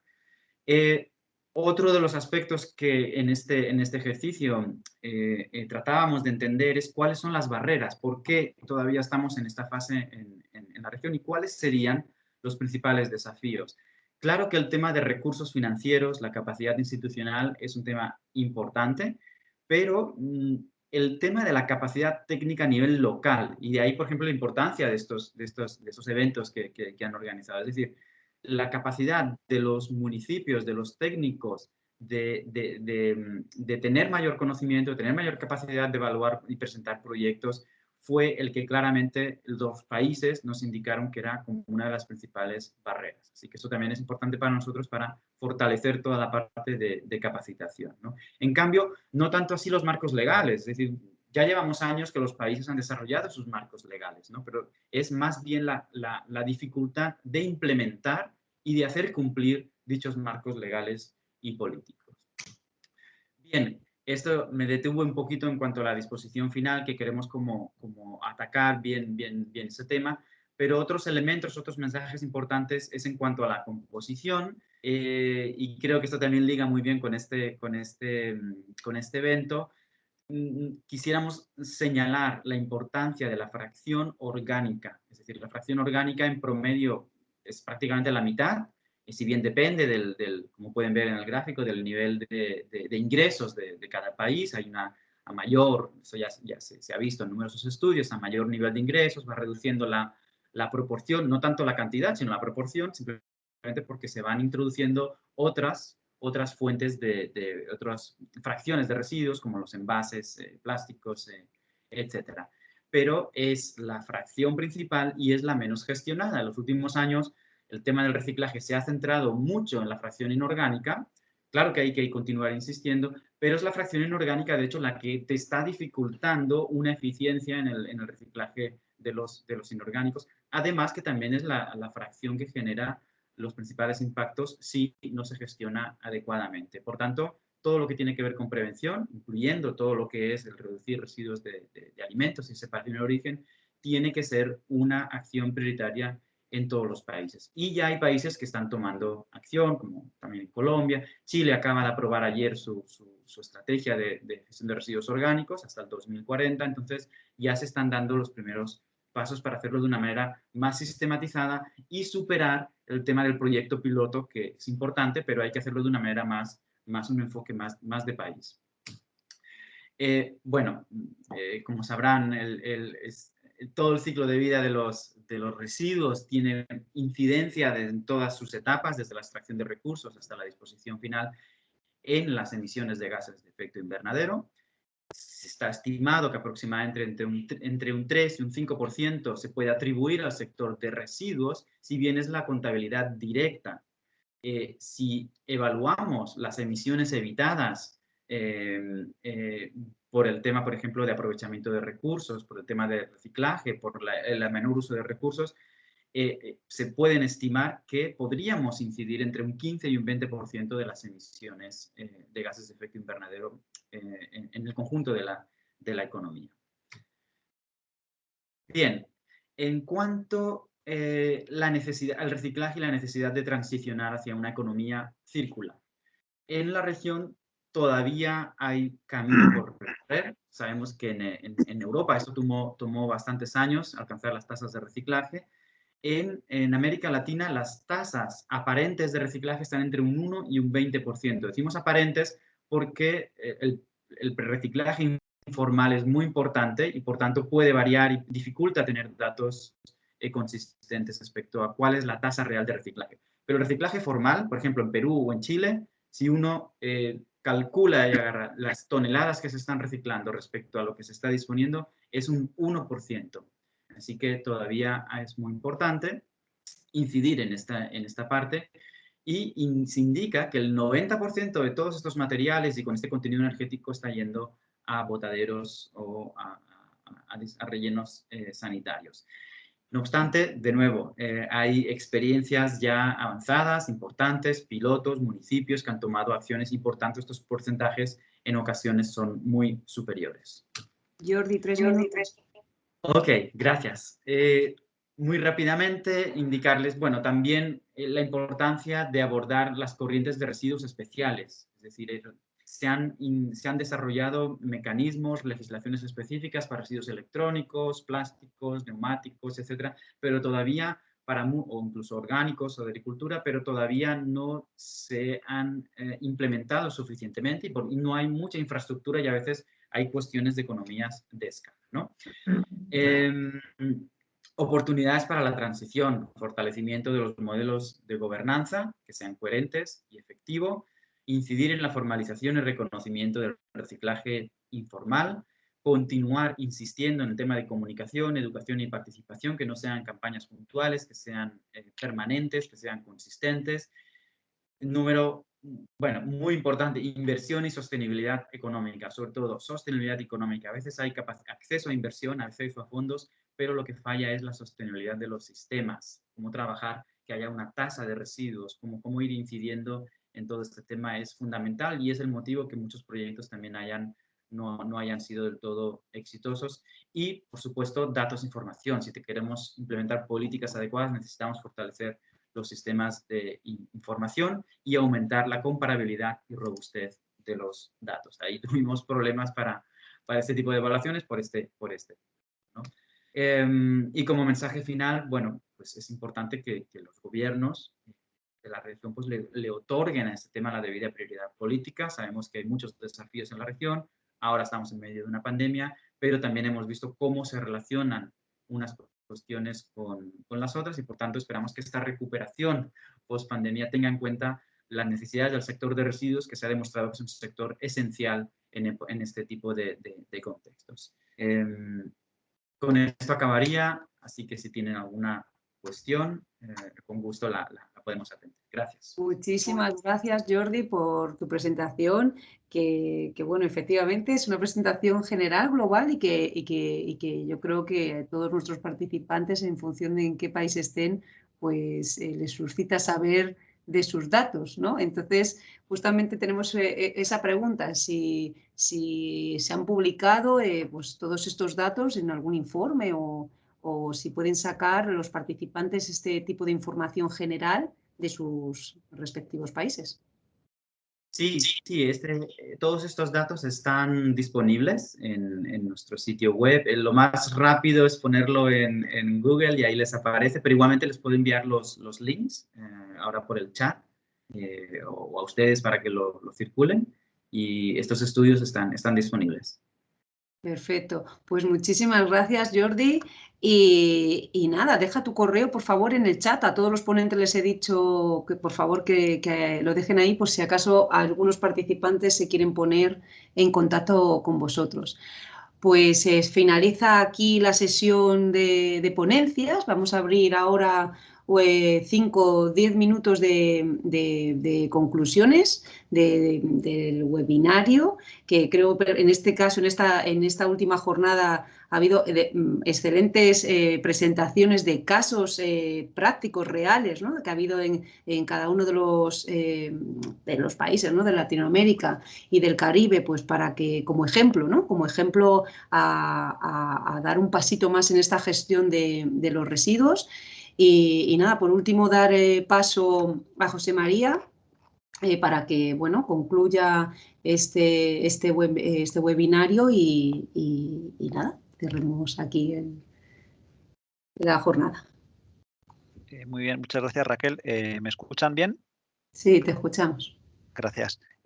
Bueno, más que concluir, ahora lo que quería aprovechar estos últimos 5 minutos para compartir una iniciativa que ha surgido. Bueno, la iniciativa ya existía, pero me han comunicado que hay una iniciativa muy interesante que es un poco lo que daría continuidad a este evento. La verdad es que en estas 3 jornadas pues, se han expuesto muchos casos. Lamentablemente, claro, ha sido en un ambiente un tanto hostil, pero bueno, nos ha podido permitir poner en contacto muchas personas, muchos países, y alineado con esa puesta en común, con esa puesta en contacto, desde hace ya algún tiempo y a través de la Fundación CEDET, determinados miembros de participantes en estas sesiones, incluso algunos de nuestros ponentes, pues ya crearon un grupo de trabajo. Primero fue una red y ellos, cuando ya la Fundación CEDET dejó de financiar este tipo de actividades, ellos de forma particular han mantenido actividad a través, bueno, canales un poco informales como grupos de WhatsApp. Y bueno, creo que esta puede ser una muy buena oportunidad para que nos den a conocer esa iniciativa y ver si, bueno, pues desde CIEMAT y con la ayuda de AECID o con la ayuda de, no sé si creo que no hay muchos participantes de empresas en este evento, pero sería muy bueno tener algún tipo de sponsorización para mantener e impulsar aún más la iniciativa que Alejandro Abate de Argentina nos va a comunicar. Y casi eso sería un poco la forma de concluir este webinar. Es decir, no vamos a concluir, sino esto es un paso adelante, vamos a seguir en contacto, queremos hacer cosas en común, de forma conjunta, de forma colaborativa, y en ese sentido, pues la propuesta que va a hacer Alejandro yo creo que va a ser muy, muy interesante. Así que ya sin más, Alejandro, te doy paso para que nos cuentes. Buenas tardes. un gusto participar de este importante evento internacional y también agradezco a la doctora Nelly Carreras la oportunidad de invitarme a comentarle esta iniciativa que usted comentaba muy bien, que hemos iniciado hace varios meses aquí en el continente. Voy a compartir una presentación muy breve. Yo justamente te quería comentar una iniciativa que arrancamos hace 10 meses, en abril del año pasado, que fue poder establecer un espacio virtual de contacto y comunicación entre profesionales de toda Latinoamérica vinculados al tema gestión de residuos sólidos. Justamente como antecedente inmediato de este grupo, la mayoría de los participantes que hoy forman parte de este grupo de trabajo, por llamarle así, hemos integrado durante muchos años, más de 10 años, una red de expertos en residuos de la Fundación CEDER, administrada justamente por esta fundación hace en España, que lamentablemente cesó sus funciones hace 2 años. Y partimos de un espacio muy importante que nos mantenía en contacto para el intercambio de información, de conocimientos, de experiencias, y por ello decidimos, quizás también motivados por la pandemia y todo este tema de la nueva virtualidad que hoy estamos llevando adelante, establecer un nuevo espacio mediante el uso de la plataforma de WhatsApp. En principio lo estamos haciendo por WhatsApp a través de los móviles celulares, en el cual estamos intercambiando informaciones, no solamente en principios de carácter informativo, en el cual vamos a conocer información de eventos, de webinarios, de conferencias, de congresos. Hacemos extensión de publicaciones técnicas de última actualidad, investigaciones que realizan los participantes. Actualmente el grupo está conformado por 95 personas, correspondiente a 32 países. Acá una aclaración, que si bien el foco está centralizado en América Latina y el Caribe, también hemos invitado participantes de otros países que están más avanzados en el tema de residuos, como ser algunos países europeos, también del continente asiático, en el cual quizás ya ahí manejamos el idioma inglés. Pero mayormente todos los intercambios son en el idioma español. Como dato que les puedo comentar, estos 10 meses que venimos funcionando, hemos intercambiado información aproximadamente de más de 300 eventos, todo de forma gratuita, en la cual quizás si no era este grupo era muy difícil enterarse o tomar conocimiento. Y bueno, un espacio que nos permite mantenernos unidos, en contacto. La idea es poder más adelante establecer una red de trabajo, quizás una plataforma en Internet, un espacio que hoy nos complica disponer por tema de recursos. Pero bueno, en principio vamos paso a paso. Tenemos un grupo en WhatsApp que lo administramos a través de un reglamento de uso en el cual ordenamos todas las intervenciones, los horarios de aportes, de manera que no sea algo engorroso y complicado el tema de formar parte de este grupo. Y también, como decía hoy, más solamente por ahora es más de carácter informativo, dar a conocer información, experiencias, proyectos, noticias relevantes de la región, de avance, desarrollos nuevos, y más adelante la idea es poder dinamizar un poquito mejor en este espacio con organizar webinarios propios, debates, intercambios. La idea también es poder generar breves debates sobre temas de actualidad y poder generar publicaciones propias que nos puedan permitir actualizar temas que hoy están siendo muy críticos. También usamos herramientas de apoyo como hacer el correo electrónico como para enviar información de publicaciones y evitar el uso del teléfono que genera problemas a veces de conectividad y se saturan. Pero bueno, la idea era comentarles esto, una iniciativa que llevamos hace 10 meses. Hoy arrancamos más o menos pocas personas que ya lo conocíamos de la Fundación CEDER, de la red de expertos, que hoy no la tenemos, y hemos sumado más gente por contactos, por invitaciones. Bueno, hoy somos 95 personas de 32 países y tratamos por ahí de fortalecer algunos países que no tenemos participantes, sobre todo islas del Caribe, que es muy difícil encontrar personas residentes en esos países vinculados al tema. Y bueno, un espacio abierto que uno puede ingresar y dejarlo en cualquier momento y aportar informaciones que se vinculen a la temática de residuos sólidos.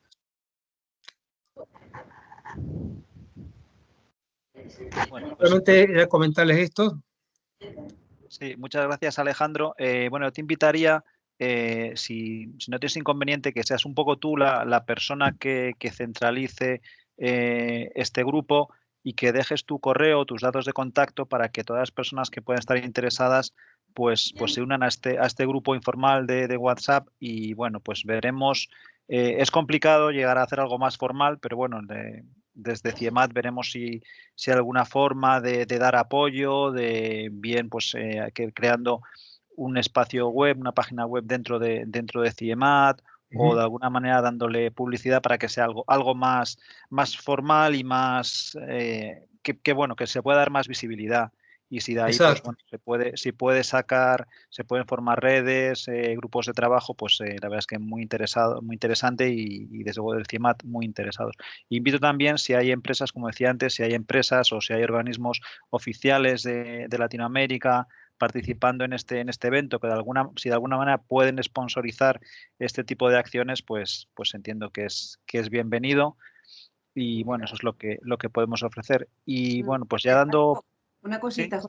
Si puedes poner, Alejandro, tu correo, porque hay gente que está preguntando de cómo puede meterse en la red, cómo puede integrarse en el grupo de trabajo. Así que si ahora mismo puedes poner en el chat tu correo para que se pongan en contacto contigo, perfecto. Perfecto, yo ahora coloco mi mail, también usamos un mail institucional a modo de grupo de trabajo. Igual me contactan, yo lo agrego al grupo, es muy sencillo. Y la idea es mostrar interés, motivación y participar de actividades que vayamos organizando. Justamente, bueno, si bien vamos paso a paso, el primer paso justamente fue poder reencontrarnos, estos profesionales que antes entrábamos en una red muy organizada. Y bueno, justamente la idea, como dicen ustedes, es poder tener un espacio en Internet más formal y más visible que nos permita un poco fortalecer un espacio de conocimiento e intercambios que tanto hace falta en estos momentos. Muchas gracias por la invitación. Muy bien, muchas gracias por la iniciativa y mucho éxito. Por favor. Y bueno, pues un poco para ya ir clausurando, pues bueno, agradecer a todos los ponentes, a todos los asistentes, participantes en distintas jornadas. Han sido 3 jornadas en las que hemos visto que, bueno, pues responde plenamente el título que le dimos, el valor oculto de los residuos. O sea, yo creo que ha quedado muy claro, ya lo teníamos, probablemente estábamos todos muy concienciados de que no eran residuos, sino que eran recursos. Se han visto muchos ejemplos de oportunidades, casos reales que ya están en marcha en España, en varios países de Latinoamérica. La ponencia de Jordi Pont ha dicho, bueno, pues que efectivamente en Latinoamérica todavía hay muchas oportunidades. Iniciativas como las que nos comentaba Alejandro de puesta en común son fundamentales para avanzar más rápidamente, aprovechar esas experiencias que se pueden tener, esos intercambios de conocimientos entre países, ver lo que ha fallado, ver cómo se puede avanzar. Y todo eso, pues eventos como este lo fortalecen, lo potencian y bueno, es el objetivo al final.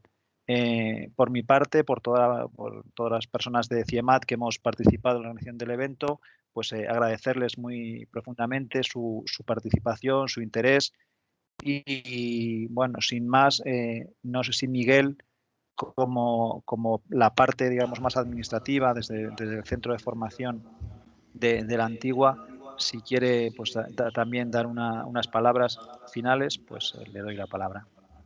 Gracias, José María. No, pues por mi parte también agradecer a todos los participantes de las 3 jornadas. Consideramos que han sido jornadas muy fructíferas porque hemos visto la participación del público, aunque de manera virtual, y creo que este tipo de actividades sí que son de mucho provecho porque fortalecen directamente el intercambio de experiencias entre países y por lo demás, agradecerles y siempre invitarles a estar atentos, porque también para el mes de abril también justamente tenemos otra serie de webinarios precisamente con CIEMAT vinculados a la construcción de edificios sostenibles.